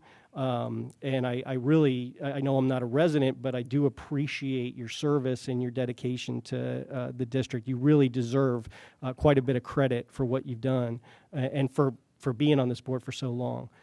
So I just wanted to say thanks from me and congratulations. Thank you. And also congratulations to Ms. Henderson. And we will say goodbye at the next meeting. That's all I have. That's it? Thank you. Okay, incidental remark. We'll start with Randy. Well, I just want to say, Joe, it really has been a pleasure the 2 years that I spent with you. We ran together, and I know that people are probably like, oh my God, it's Joe. But really it is kind of all about you today, as it will be through the rest of this year ad nauseum. But I do want to say to the audience and to anybody watching, Joe did something remarkable that no other trustee has done on this board. Joe went for certification with FASD, which is an organization that we belong to. He did it in his last term, knowing that he was still not going to run again. I mean, that just shows the dedication and love that that guy has had for our community. And, you know, if any of us can come up with 3/4 of what Joe has given heart-wise and soul-wise, we'll be doing well. And we're a good community because of people like Joe in here. So, Joe, I just want to thank you for everything that you've done and your support of me and all of my kerfuffles on the board and everything that I've done. And I wore this sweater just for you because you said dress up. Thank you. To piggyback a little bit on what Randy said, Joe, you went to FASD and you said you really got a lot out of it. And I'm looking forward to going this year. It's 2 days of education. And again, had you not really come back and said it was well worth the 2 days, I probably would have passed on that. I'm waiting for one more person to report. I'm going to give out what I learned at this past thing there. And like I said to the board, I will not explain in detail. I will not discuss it. You read it and you will know. And it's very informative. And I wish I would have went sooner, but I was said it's not really necessary. So that's why I didn't go. But it was very informative the 2 times I went. So thank you. Also want to thank you on behalf of the veterans for all the work you've done, supporting the Veterans Service Office, which we're hopefully going to get up and running right after the new year here when COVID maybe dips a little. I don't know. We're still a little iffy on that. And your work with the Veterans Gathering Center. And again, that's going to be COVID related. But I also want to thank the board, Luann and Joe, for your steadfast handling of COVID in the Bay. This place could have really been a mess had you guys not been real good at taking action and keeping the Bay safe. And last of all, Merry Christmas, Happy New Year. Thank you. Luann? Well, since this is my last board meeting, I also want to say thanks to Joe for all the stuff that you've helped me with personally. I want to say happy holidays to everybody, whatever holiday you celebrate, and for a safe and joyous and COVID-free New Year. I want to say it was an honor and a privilege to be on this board. I spent 2 years of annoying, interesting, and sometimes fun things. I've served with many good men and who just want to make the Bay a better place to live and play. The staff here is superb. The employees are wonderful. And I want to say good luck to the new guys that I don't know if they're here, but maybe they're watching. And again, thanks to everybody for everything for the last 2 years. Thank you. Mike? Thank you. Luann, again, thank you for your service to the board. We all know that it's not easy being a board member. It takes a lot of time and effort. Joe, a couple things I have. Joe, a lot of words were said about you today. A lot of things were said. All the time, all the effort. You gave your heart and soul to this Bay. Randy talked about the things that you gave to the Bay, the things that you gave to the BOT. John Coffey just wants you to know that the last things you have to give are your key fob and your keys to the administration building when you leave here, just so you can't get back in. But, you know, but again, thank you, Joe. We do appreciate it. I do want to bring one thing up. I'm going to bring it up at the next meeting. Mr. Coffey and I were both approached by American Legion Post 366, and they are looking to replace the deceased veterans boards in Building A, and to have this done by the time Building A is completed. They have a proposal. They're going to take the boards down, put a big screen monitor up, multiple smaller screens on the wall for display. They have they're going to get some hardware, some new software. They're looking at a project of probably around $3,000. And I just want the rest of the board to know that coming in September, or rather in January, I've given them my assurance that I will support this 100%, And I would want you guys to look into this before then, so you know probably what they're looking at. So we'll be bringing this up hopefully in the agenda in January. But as of right now, I've told them they have my support 100% for this, that we will take care of it. So thank you, Joe. Good luck. Can I follow up Thank on you. that, Mike? What's that? Can I follow up on that? This proposal will not do away with the boards. What we plan to do is still keep the boards, but we're running out of space. Best estimate, we have room for 30 more names. So we were fairly fortunate this year.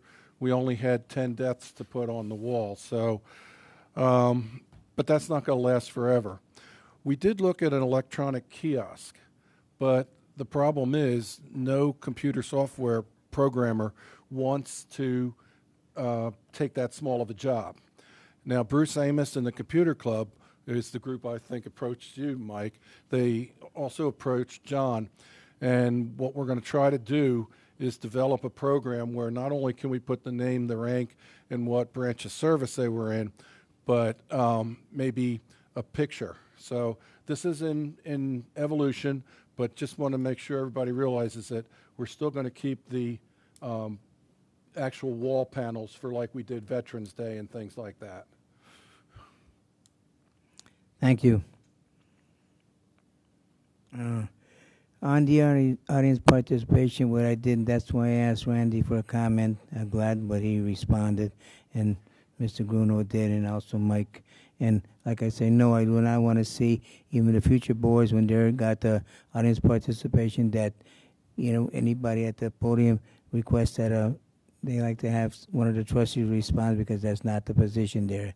If you can either ask the community manager anytime during the week, or talk to a trustee after the meeting, but not during the thing. That's not where we're going to respond. That's the reason why I did it that way, just because I told him that we do not respond that, but I'm glad that y'all responded back on that. Second thing is, thank you for the Kathy Mendez for the food and the party we had. I appreciate it very much. 14 years is too long. It's long, not too long. It went by so fast. And I never have one regret on the 14 years. You know, I was the very first to interview John Coffey. I asked him a few questions about the Bay. Then we started talking about everything else. And I said, he said, you got anything else to ask me? I said, hell no. I said, you're gonna wind up doing a good job here. And that's just what he did. He turned his Bay around, and I'm glad that we as a board approved that, and SDS kept him this long. But before I do leave, he's going to get one final evaluation from me. So I'll give that to him at the next board meeting. So the other thing is, thank you for that roast, or whatever you want to call it. It was nice. Everybody had something nice to say, and I, as a person, or even as a trustee, and a thing that have a lot of good things to say about the Bay. Everybody's different. Everybody got their views and things theirs. But as a whole, this Bay is one heck of a place to live in. And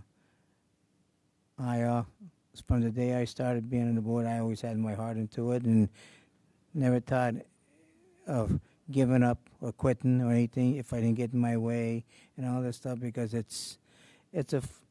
when I started, it was a 9 board member, then it dropped down to 7, and then it's 5. But no matter how, there's a lot of times I was all by myself voting on something, against something, and everybody else went unanimous or this and that, but that didn't change not unanimous, but it would have been, say, an 8-1 vote, and I wound up being the lonely little bird on the electric wire fence there, and that's it. But as far as it goes, I've never given up, and that's why I'm still here, and this is why I'm going to leave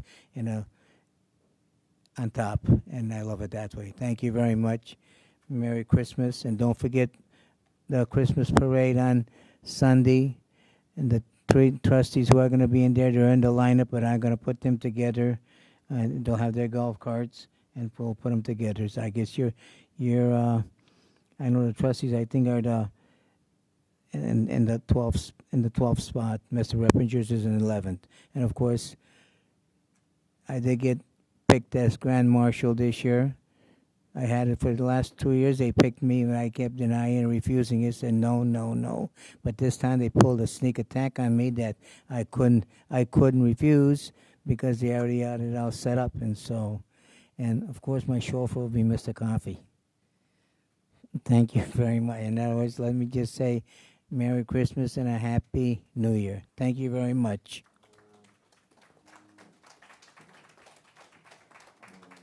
Thank you. Motion to adjourn the meeting? Meeting adjourned. Thank you.